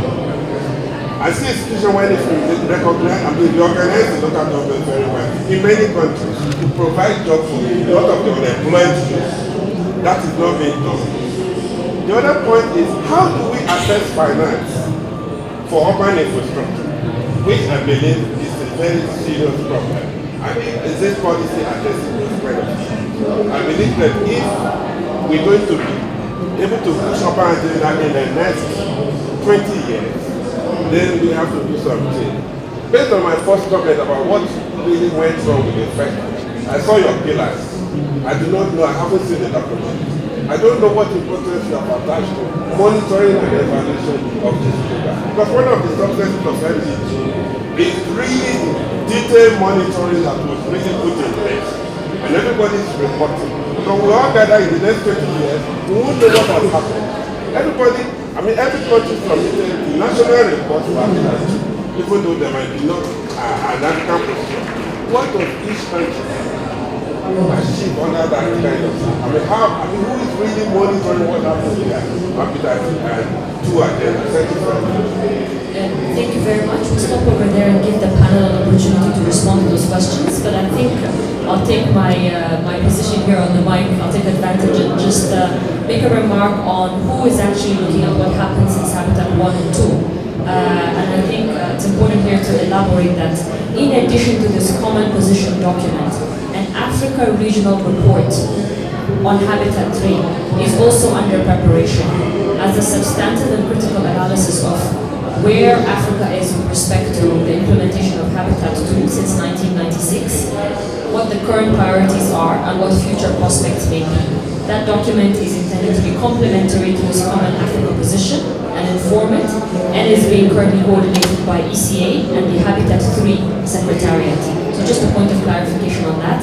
May I kindly ask the panel to be as brief as possible and yes, respond to the questions raised. Thank you.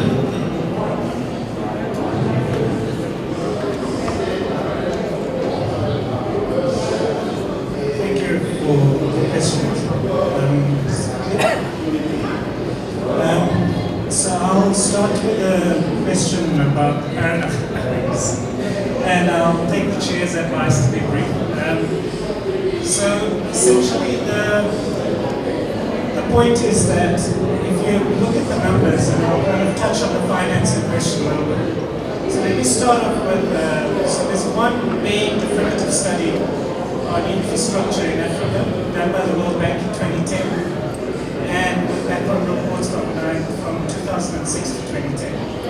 And the main finding from that work, which scanned all of the available data that we have and so on, is that 60 to 65% of most African households are too poor to pay anything towards the investment for infrastructure. So the structural problem is that if you look at the financing models of the existing infrastructure financing institutions, the risk profile of most African settlements and local authorities is too high to even consider lending money. So there is a massive market failure.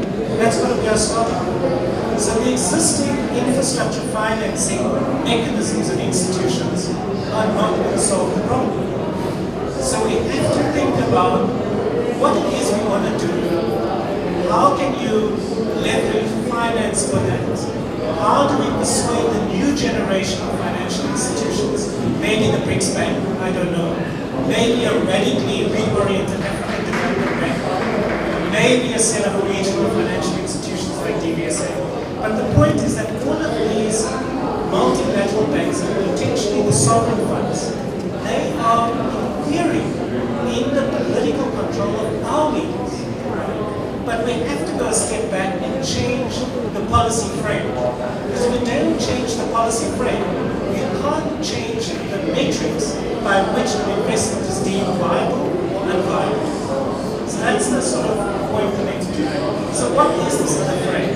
Essentially what we need to recognize is that in most African settlements, local authorities are not able to provide the services that's required. One is a financing deficit, and a big part is a capacity deficit. But the more fundamental question is still decentralization as we know. So the question that we have to ask is what happens? How do people feed themselves? How do they get water? How do they defecate? How do they deal with waste? The point is they do it themselves in highly unproductive and inefficient ways. Very expensive in terms of the daily reproductive costs of these households. They pay up to a factor of 10 more than middle-class households that are connected to the grid. But they are doing it. What we haven't paid attention to is how. What are the institutional technological and the fiscal mechanisms that underpins the autonomous systems of imperfect, inadequate, but attempts at service delivery within these neighborhoods. So what we now know, with the uptake of mobile telephony in Africa and the success of mobile money and the capacity for ordinary informal traders to use these technologies to radically improve the efficiencies of their transactions and their businesses, is that we can transpose those new opportunities to systematize these autonomous systems and create a more effective frame.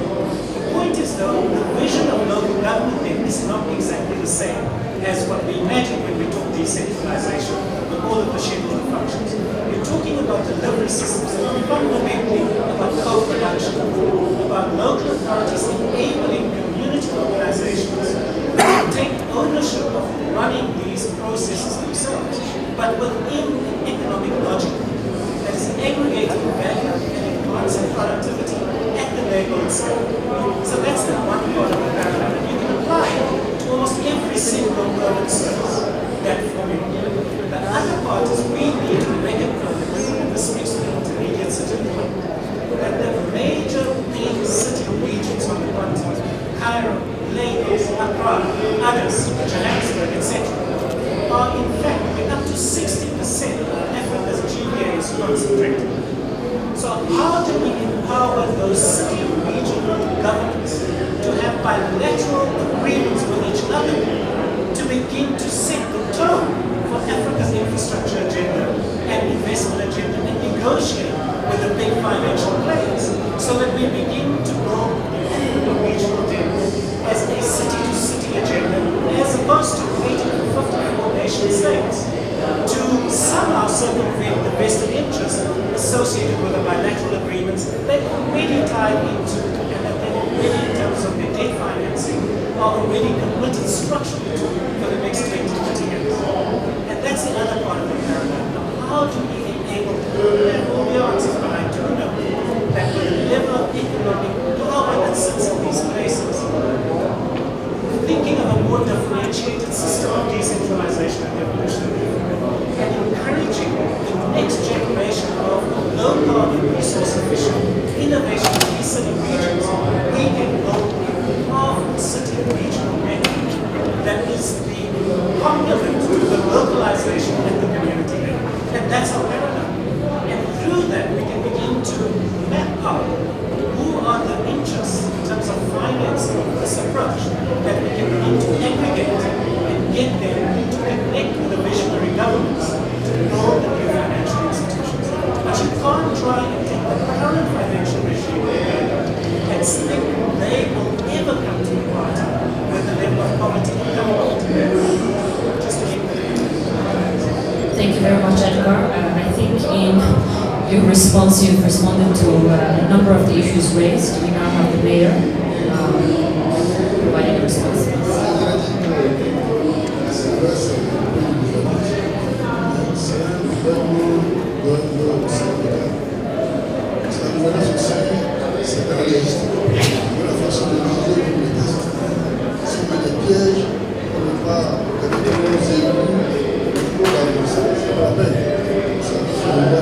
Vous savez, dans la plupart des pays, ce n'est pas forcément que les communes peuvent accéder à l'emploi. Parce que l'État doit nécessairement intervenir. Donc, la gouvernance, il y a l'âge de test, il y a aussi la gouvernance. Je crois que c'est comment avoir voix commune, position commune. Sans manquer, dans le cadre de l'habitat 2, comment se mettre ensemble pour dire les choses telles qu'elles sont, pour vraiment se défendre. La question elle est là. Il faut se défendre. Et pour se défendre, il faut avoir un peu de temps. Et maîtriser tout le monde. C'est un peu ça.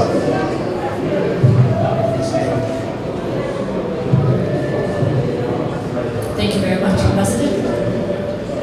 May I indulge on you perhaps to respond to aspects related to Africa's negotiations on the global and bilateral front, and what in turn that may mean for our own priorities in Africa.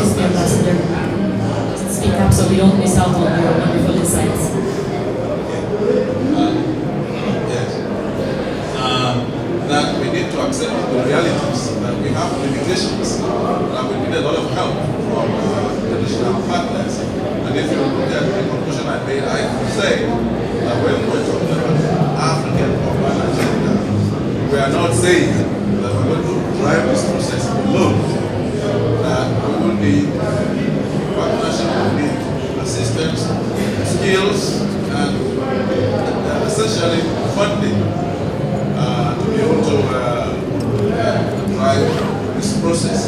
We also know that even in some areas now, there are certain partners who are beginning to look backward and say, look, we have so many other commitments. We can't continue to fund or to send money towards this particular cause. I know these are debates going on, but I think that we will need, first of all, to look within.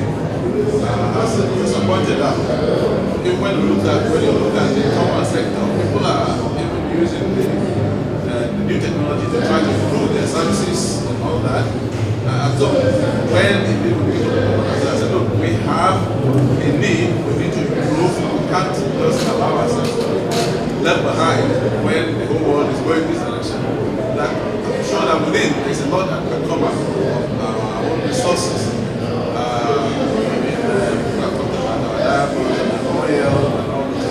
Perhaps what needs to be done is strong will from the political sector, the leadership, our leaders need to think within themselves and say, look, we need to do something about our continent. There are resources around. Let's look at new ways of raising money from within. I think that is one of the things that we need to do. Thank you. Thank you very much, distinguished speakers, the panel, members from the floor that have provided commentary. Just to wrap up with a few pointers, we all agree that Africa is on the right track by taking initiative to develop a common position ahead of even other world regions. So we deserve congratulations in that respect. But we've also fully acknowledged that this is work in progress. This is a draft. It requires full stakeholder engagement and participation in the further formulation. As indicated earlier, the chair of the working group, Ambassador Okai, is here with us, and he will, together with other colleagues, be taking this forward, and will certainly find ways to have even more detailed and concrete input towards the continued formulation of this extremely important document to ensure that Africa and its priorities are well reflected and captured in the new global urban agenda that's expected to come out in October 2016 at Habitat. Africa is now clearly on track to defining its priorities and ensuring that it's working. And so with these remarks, I'd like to thank everybody involved, and finally also perhaps pick up on one of the most important issues raised by the panel and some of the discussants, the role of intermediary cities. Africa's urban future will unfold in our intermediary and secondary cities. That is where we need to look, that is where we need to focus, and that is where we need to strengthen capacity as well. And I think this leads us very well into the next part of this session, which focuses on the role of intermediary cities in Africa, but also in the context of the common position, and how we as Africans and other stakeholders will formulate our priorities around intermediary cities, where Africa's urban future will unfold. Thank you.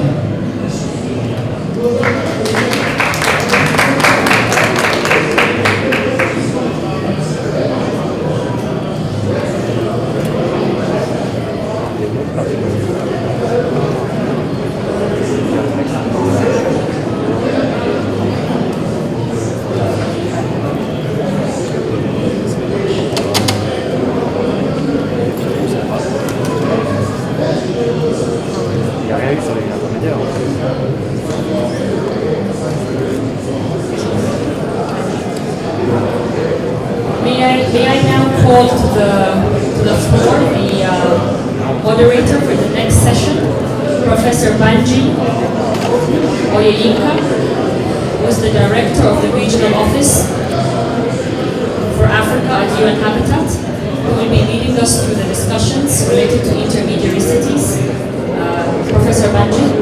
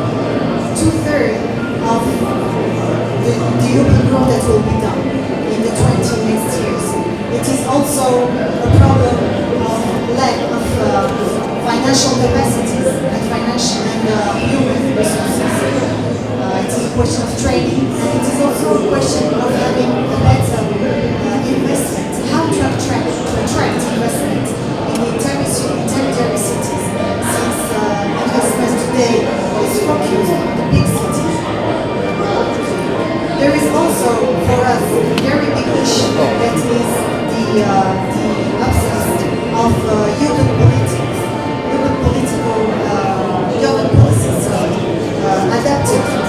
We were talking right before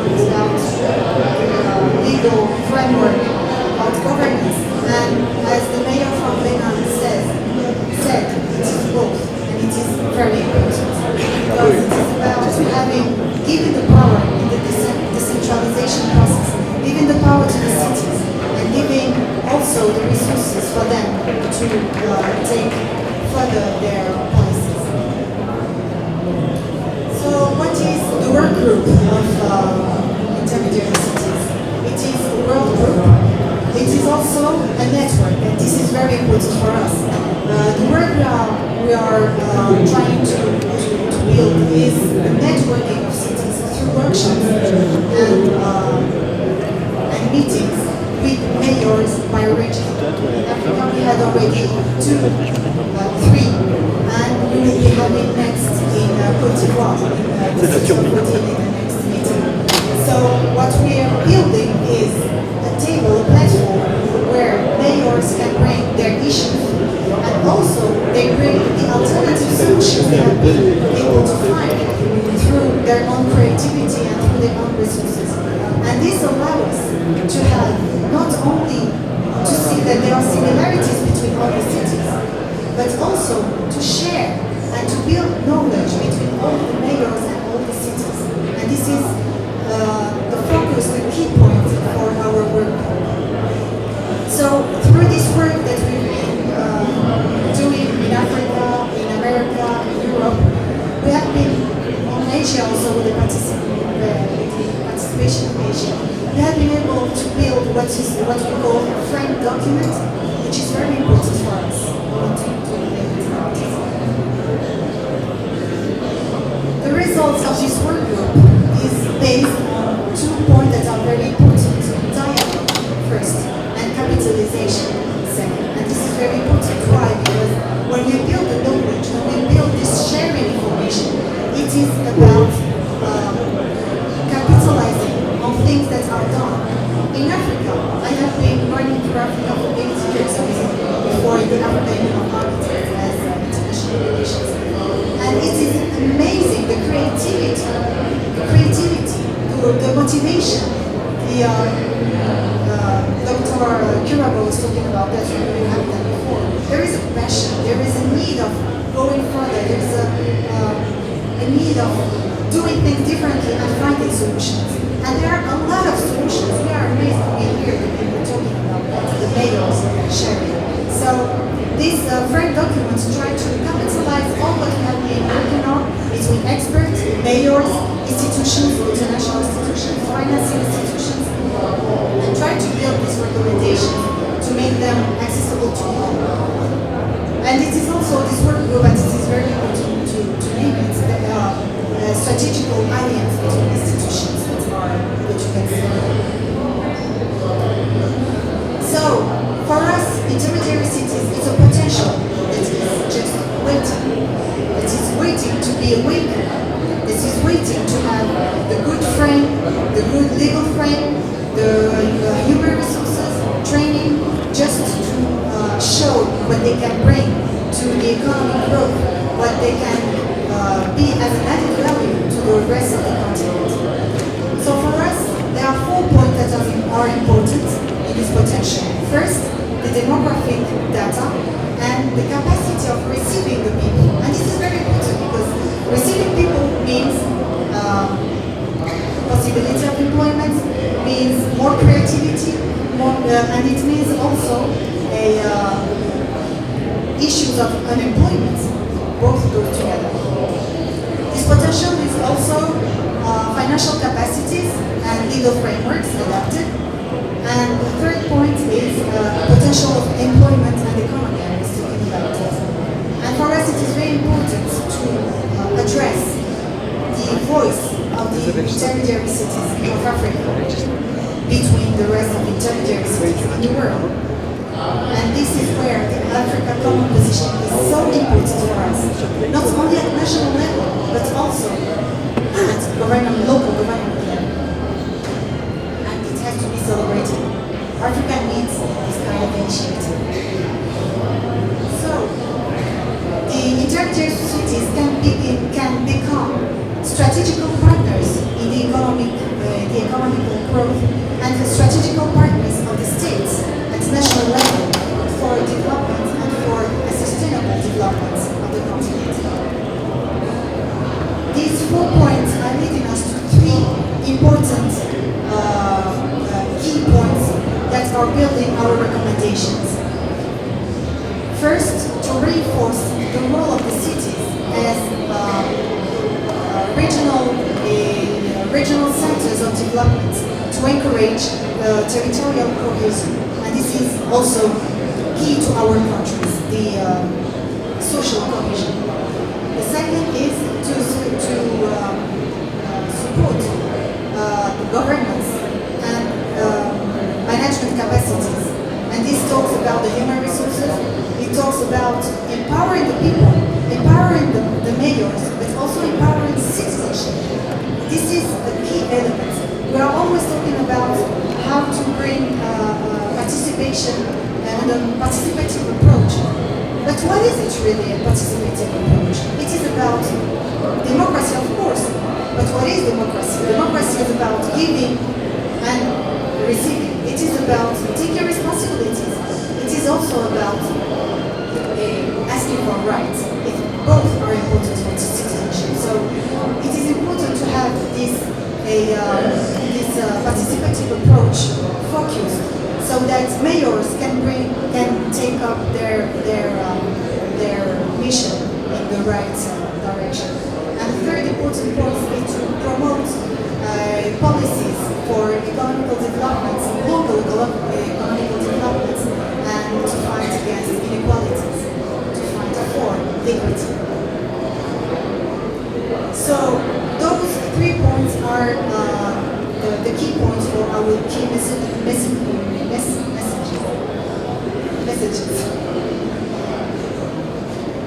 So first point, to reinforcing the role of the intermediary cities as regional centers of development.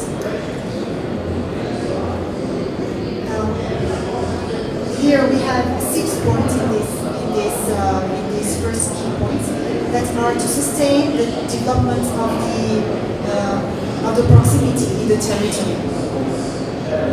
The second one is the access to the service for the population in the territory, the surrounding territory of the cities. Then we have the recruitment around clusters in the surrounding of the metropolis, and their positioning as corridors, economical corridors, regional economical corridors. And it is about also, and this is very important, especially in Africa, to be trans frontiers. And because we are talking about human growth, we are talking about human development, and these questions have no barriers, they know no frontiers. The intermediary cities can also be very important in the cooperation of building centers of knowledge and coordinating a urban planification at regional and local level. And the second point, sustaining governance and management capacities at intermediary cities.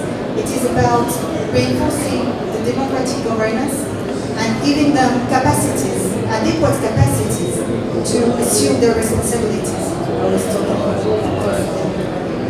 It is also financing, which is very important in sustaining local governance, reinforcing the fiscality, reinforcing the facility in transferring the resources, and also developing banks and funds for development, which are included also in the other session documents. Sustaining governance is also for us a recommendation for infrastructures, to modernize infrastructures and base services for the citizenship. It is also urban planification and land managing, which is key also in Africa. Soil is a resource for sustainability. And talking about sustainability, there is another recommendation about the environmental challenges. Planification and managing and a more efficient managing of the services can have a great impact on reducing the urban impact on the environment. There's another point that is key in our work, that is intermunicipal cooperation, city-to-city cooperation, building networks and exchanging between cities. We are talking about this as a key point in building a critical mass. once a critical mass is built, then we can go and ask for different ways of financing. Which is very important. We have the resources in Africa for that. And also the training and formation of the capacities of management about mayors and also technicals in the cities. Going back to the third point, which is promote the policies of economical local development and fighting for equity and against inequality. Intermediary cities need to put the local development, the local economical development and social development at the heart of their priorities. And this needs to be well addressed in the recommendation of the proposition. Local governments need to take this kind of initiative to develop strategies, participative strategies of development in their cities. In consensus with all the actors, civil society, citizenship, and other public and private. Promoting policies of economical development is also building an environment, an equity environment for local economical activities, which is very important. It talks about public services, even good quality. It talks about sustaining the mobilization of investments, how to keep this interest for investments in the cities. It is also combining economical development with social policies. This is about creating cohesion in our territories. I always remember a text that is about values, and it talks about the fact that giving value to the man, not talking about gender issues, giving value to the man is not about what he has in his pocket, it's not about material things he has, it is about making him feel worthy in his environment, worthy in his country, worthy in his community, and this is very important. This is why cohesion is so important. And this is a key point in Africa. So, to make it quick, final conclusions. In the common position of Africa for Habitat 3, the reinforcement of the role of intermediary cities has to be in a central place of the new policies, the New York policies defined by national levels. It means the construction of a system of cities. I was talking about the corridors, I was talking about how to link the cities between them, and there are many ways. Each one of these ways can bring a new financing, a new possibility of financing. Also, generating an economical development that is equivalent to social cohesion, solidarity, and equity. This is about city-city cooperation. This can be in the same country as other places in the continent, or other places like Rwanda we need to work from continent to continent. Intermediary cities are also very important in the SDGs. How to get the proximity, how to get the participative approach are elements very important to implement those SDGs, like Edgar Peters was talking before. There is a theory and there is the reality that is on the ground. And SDGs are theory. Let's put it on the ground. Intermediary cities need to work more in network system, talking about that, to have more balance and equity in the cities and territories. And it is also how to help the development to drive the development and investment to intermediary cities. This can be done through the look at the potential of intermediary cities and catalyzing, say in English, catalyzing, and generating regional development. Thank you.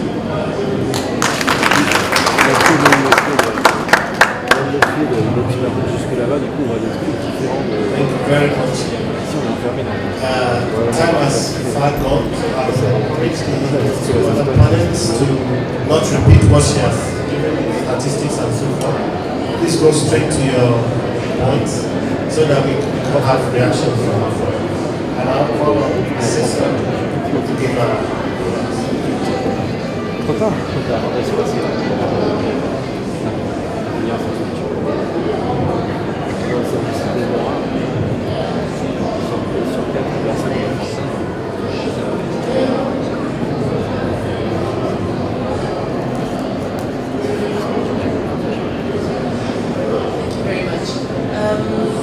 I will try to go quite quickly. What I have been asked to do today, oh sorry, I didn't start with the protocols and the greetings. Good morning or good afternoon everybody, and thank you very much for having me here, and I'll also stand on the prior protocols.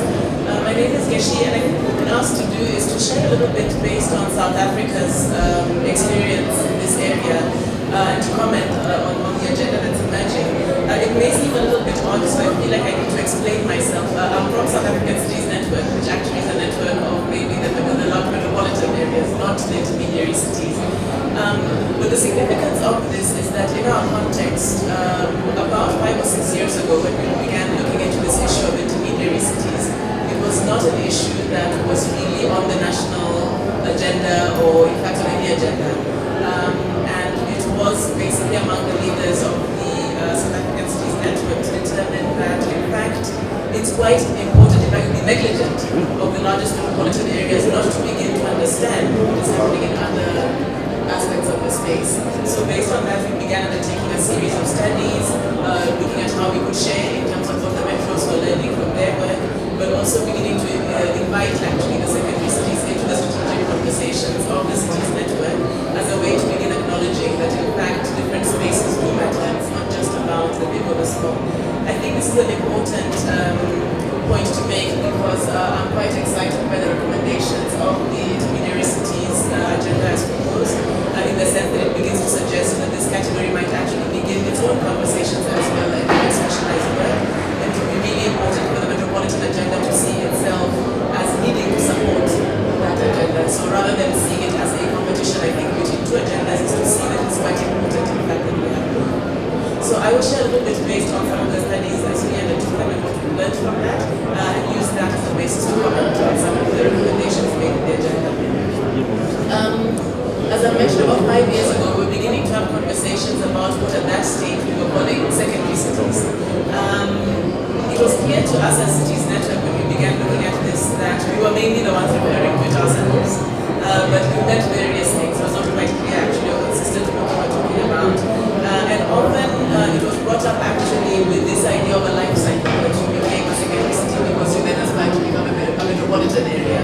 And this I think is also an important point to understand because there is a logic to why people think that this should be the consequence if you want to be identified as an intermediary city, and I think it poses some serious challenges. There were also some ideas that were of quite great interest in terms of what role these places play to begin to relieve demographic pressure, to play a regional service role, to play an economic role, because there was some sense that there was high growth that was coming out of some of these intermediary cities. I was getting, I must say, a lot of phone calls from the private sector looking at these as opportunities for investment, the next investment in your full metropolitan area, you then look for the next one. But importantly, in the context of South African Cities Network, also beginning to say, are there places that can avoid making some of the mistakes that we have made already in some of the big areas? So there was this idea that there are places that are not too far gone, is the language people are using in that stage. And I think that's important language for some of the reasons the previous speaker said. Are there places where there's an opportunity to do something unique, something different, something that begins to support maybe more directly what Prof. Peterson was speaking about this morning in terms of a more transformative agenda, the possibility of a different way. So we began looking at some of these. I will share very briefly then on three aspects. The one was conversations we began having around differentiation. And this is quite important, and I'll come back to it later. But it was this idea that there was already a national conversation about the need to have differentiation in terms of the approach of the governance system, differentiation in financing and all of that. However, the question was, although this was perceived as important, what was the purpose? Why were we looking to differentiate across the territory? What was the function going to be? So once we agree that we differentiate and we define how we differentiate. What were you going to do that was differentiated in those different categories? And really the answers to these were not very clear, and we felt it was even more important than going into how one would differentiate. So for us, talking about this as a different category was part of a differentiation conversation, understanding what was different about intermediary cities versus metros versus everybody else. The first study we did was very much a data-driven study that we conducted in partnership with the SALGA, our local government association. This was in fact followed by one of the UCLG conversations that was held in South Africa and a series of conversations that we held nationally. We then later undertook a second study that was attempting to be a more qualitative study, and I think an important lesson from us, in fact, from the UCLG process was this evolution in our thinking that talking about secondary and now we call also intermediary cities was not so much an issue of size. It was not just about you are smaller than us and therefore you are secondary, but it was this idea that there's a different role that these places play. And this for us was quite an important change, if we want, in our attitude and approach. So thank you very much for this. The first study, really began looking at some of those conceptual issues. And there was a series of publications. The first one was, like mentioned, was the more data-driven study that was trying to understand mainly at that stage issues of size and what size meant. The second one was much more qualitative in terms of understanding what was different qualitatively and what are some of these intermediary functional differences of space. And more recently, coming as a third study we've done that even goes to another level of detail because we began to realize from the second study that as we've learned also from metropolitan areas, talking about the whole, just the administrative boundary of a municipality and analyzing what that level often doesn't allow you to get really into the specificity of what's happening in a place. We actually had to go even further down to really begin looking at functional areas within the municipality to understand the prospects of some of these places. So the first study had our 8 metros that we have in South Africa, and then took a starting list, which was also quite a difficult thing to identify who were intermediary, because we didn't just accept initially the number definition of them. But in a way, what we began demonstrating was the difficulty in the list that we have chosen and how one understands these definitions. So it did turn out that our metropolitan areas here reflected in the green certainly were the biggest, but even among them, there were the really big and the sort of relatively big among those. There were some clear breaks, but there were a whole bunch of other places that did fall within that 500 to a million threshold that UCLG now uses, including ones that were not on that list that we were using from a national level and defined as secondary cities, and then many others that fell just below that. This data, however, is from about 4 or 5 years ago, so I think many of them actually are in that threshold now in the context of our growth. Just to show one of the other criteria we began to look at that stage was the issue of revenue, which is I think one of the issues referred to in the documents that I've seen. And was really beginning to understand where was the most revenue generation capacity in these different places. Again, the biggest metros came out very clearly being markedly different from the others. This is significant when we start talking about differentiation, why or how one differentiates. So clearly there was that clear break in the top, but then many others falling a very big distance actually from those thresholds. And so for us this was quite significant. The report basically showed that, however, all secondary cities were not the same. Some were rapidly growing, but others were not. So the trends in terms of the relative growth was also important. Some were showing some prospect of having strong own revenue, but some were really not at all. Their level of service backlog also differed quite hugely. Some of them had quite significant rural populations, but having said that, we do have one of the metros, I think, on the continent that probably has the biggest rural population, which is the city of Tshwane, due to amalgamation, has quite a large rural population. But some of them, I think, particularly places like Polokwane, were really showing very interesting characteristics of being this hybrid of quite urban in some ways, but also quite rural. And it was actually beginning to demonstrate, we picked this one in our next study for the qualitative work, to really show very interesting dynamics actually, the possibility of something different, something unique that was about this hybrid existence of being rural and urban. The report didn't examine in detail the economic sectors, but there was some sense already at that stage that they were quite different, and I'll come to this point again. And there were significant already built environment challenges, so the issues of the ability to keep up with appropriate infrastructure and look back to the demographic changes already evident. I will just jump past this because we did have a lot of engagements around this locally, and there was a clear sense that there needed to be an agenda to take this way further. So I haven't been through all of this. And we did the second more detailed qualitative study, like I indicated, which shows 6 different areas, intermediary cities to look at. I think what was important here was what began to emerge as some of the common attributes. So there were definitely smaller economies and populations, as the first study had already shown. But what was really interesting is that many of them were very much single sector dependent economies. And so the vulnerability actually of the economic makeup really came out as quite a stark difference between them and the metros. Many of them appeared to be stuck in terms of a challenge, in addition to being single sector, to also being tied and really tied onto old technologies and not really being able to modernize their approach, in fact, even within those industries, and they're becoming even more vulnerable as a consequence, and in fact, in some cases, beginning to decline even in terms of their preeminence in some of those sectors. So this inability to innovate and keep up and keep ahead was also a sign of vulnerability. And many of those being sectors that are very much tied into international markets. So again, the vulnerability is there. So just several levels of economic vulnerability. In a more diversified economy, one doesn't generally find that the metros tend to be more like that. They were certainly managing daily and receiving a high level of urbanization. Many of them were already perceived to be of some national importance, but perhaps not reflected in them having a voice. So I think this is an important aspect of the new agenda.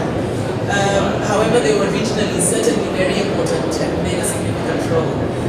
And many of them definitely were very much tied into particular functional or historical roles, some of which began to suggest particular advantages, but also disadvantages in terms of the trajectories that they were on. There were therefore a whole range of pressures that we identified as being internal that had to do largely with issues of capacity. So again, a very strong point in the current agenda as you proposed it, which I think our studies definitely suggested. Real capacity issues in terms of the ability to do strategic planning, ability to engage with national economic political positions, keep up with infrastructure issues, and that.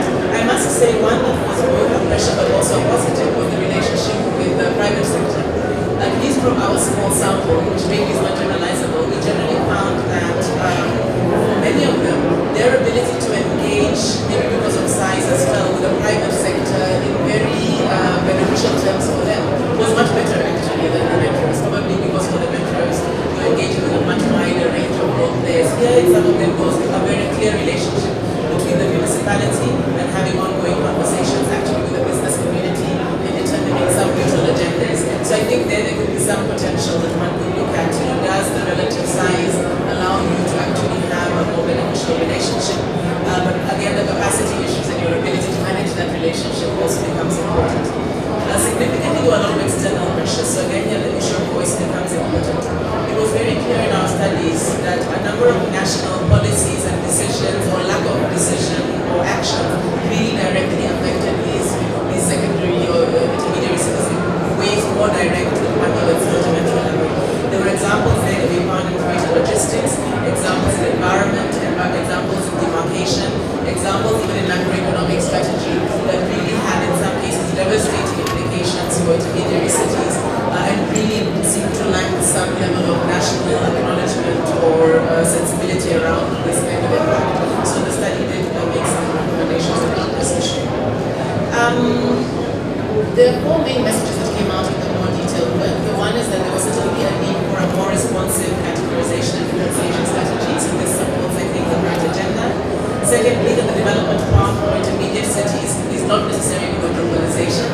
And we feel in our context, we went into a lot of detail, but it was important that this get unpacked and understood. Otherwise, one runs the risk of creating either some self-evident life cycle of what happens with cities, and one must understand why there is this desire to metropolize and what it would mean.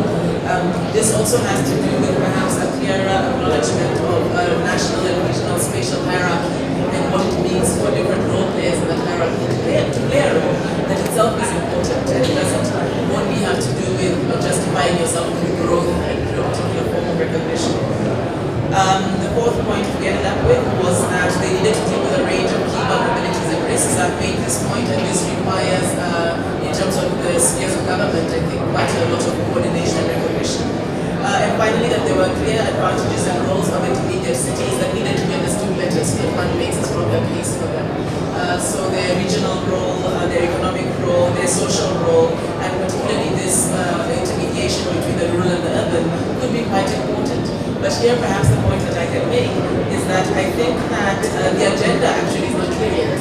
I was glad when you mentioned that this is the beginning of something. I think perhaps unlike a metro agenda where I think we've been at it for quite some time and one has a very clear sense of what needs to happen even if we keep saying the same things over and over.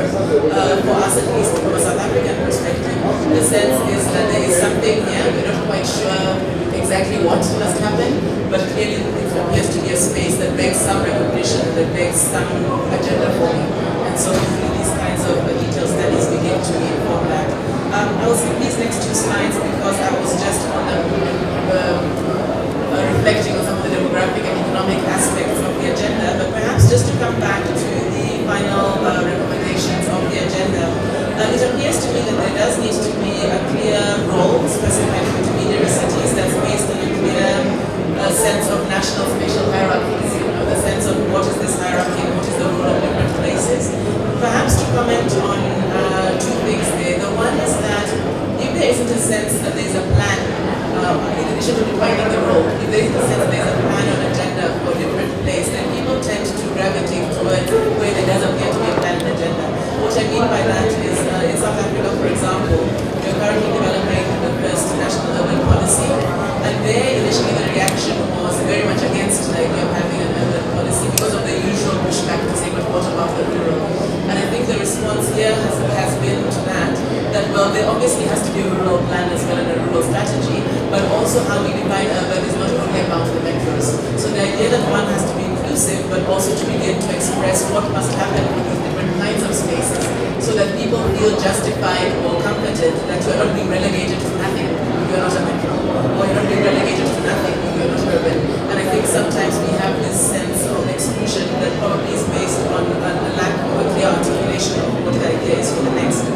Having said that, I think I saw in the document the word equalization as one of the objectives, and I don't know, maybe because of lack of experience, whether that means something specific in policy terms, but just from our perspective, there is the idea, as I mentioned, our context of differentiation. For us, this is quite different, in fact, sometimes opposite from the idea of equalization. And what I mean by that is that I think we do need to be quite clear what we understand the differentiation to be, and how we achieve the inclusiveness that we seek without necessarily seeing a spaces needing to be equal and financed equally and treated equally, because actually I think it doesn't mean the same thing. So this is, I think, a point from, and I think in South Africa it's certainly the point that we're advocating, is that we understand and define the differentiation, and that equalization, I think, particularly in fiscal terms, begins to mean something that is not maybe probably desirable or plausible. The second one that has to do with the governance and management gap, I think all of us that needs support very much this agenda. One of the points we make is the importance though of seeing, making sure the approach is both dynamic and responsive.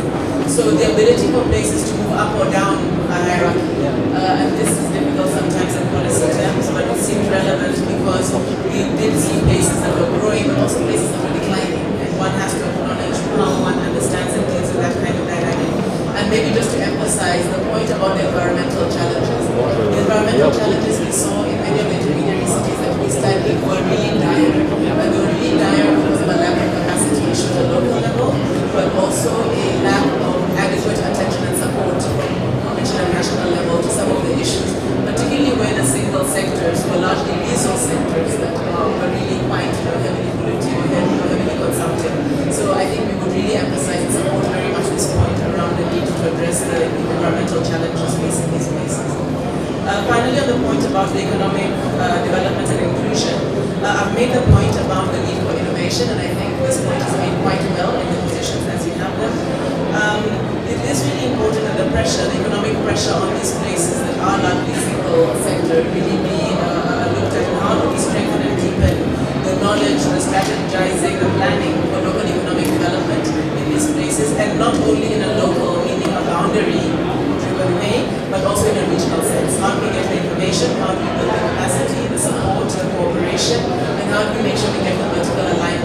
including horizontal alignment to the metros, because many of them did have very clear relationships to other migrant areas that were close by.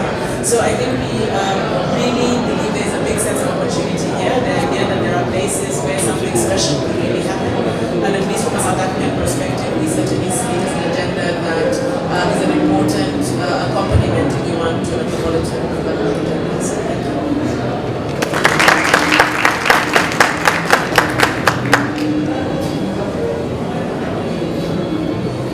Thank you. I couldn't stop now because I don't go into this kind of stuff. Thank you very much. We're going to have the last comment.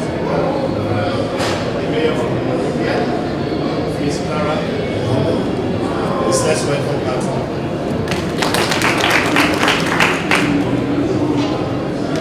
Good afternoon, everyone. I'm going to stand on the previous protocol and say to you all, thanks for staying this late. I had a presentation. I think everything I had in my presentation has been said. Out of respect to those who stayed, I would like to allow my time to questions and answers from the floor. I thank you all.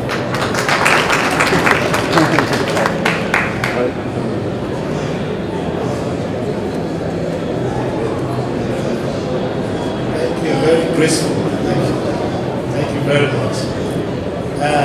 Let's take questions. You've had the articulation of intermediary cities. Both of them have tried to give us some taxonomy of what might be intermediate cities and how to over them. I would like for all of us to see how do we frame all of this presentation to converge with the Habitat 3 issue, with the SDG level, and more importantly with the African 2063 agenda. So as you frame your question, let's keep that in mind. So I'd like to take questions. Yes? Maria? We have the mic.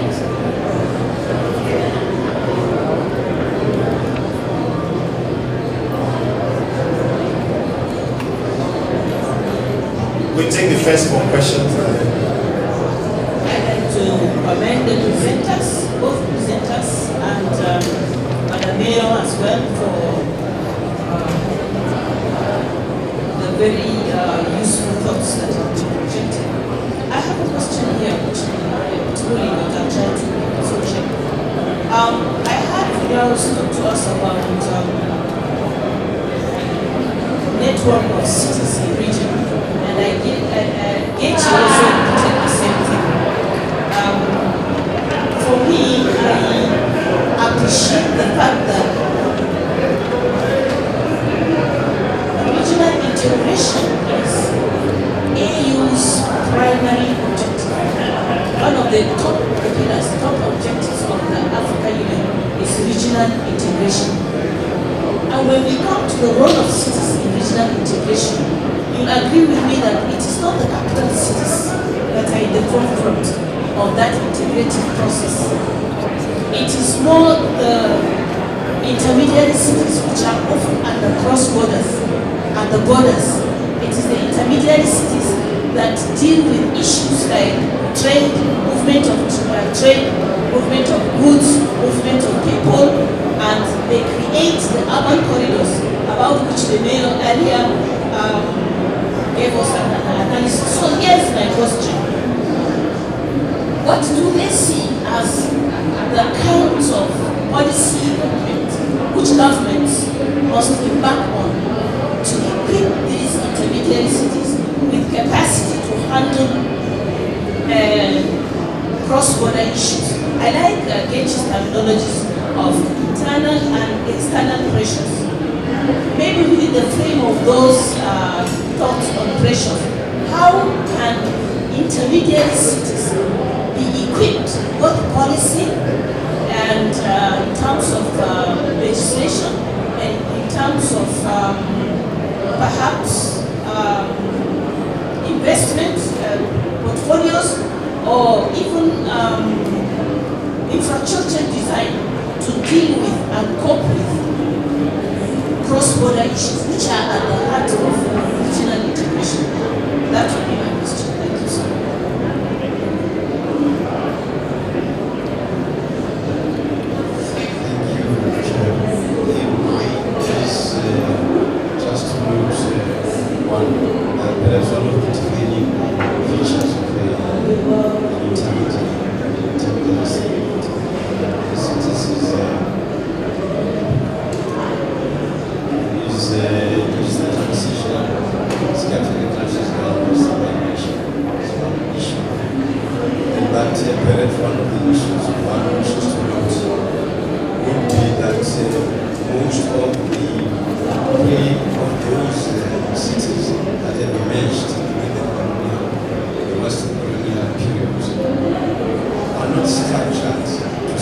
pillars of African agenda. To me, that's a critical point. They are structured to service colony agenda. And the manner in which they are structured with the horizontality and vertical, that's and therefore, in a way, in an attempt to structure African intermediate cities, or to structure them such that these perhaps would serve purposes of development for Africa, or to purpose of perhaps a redefined global cooperation, global action. That's the part I think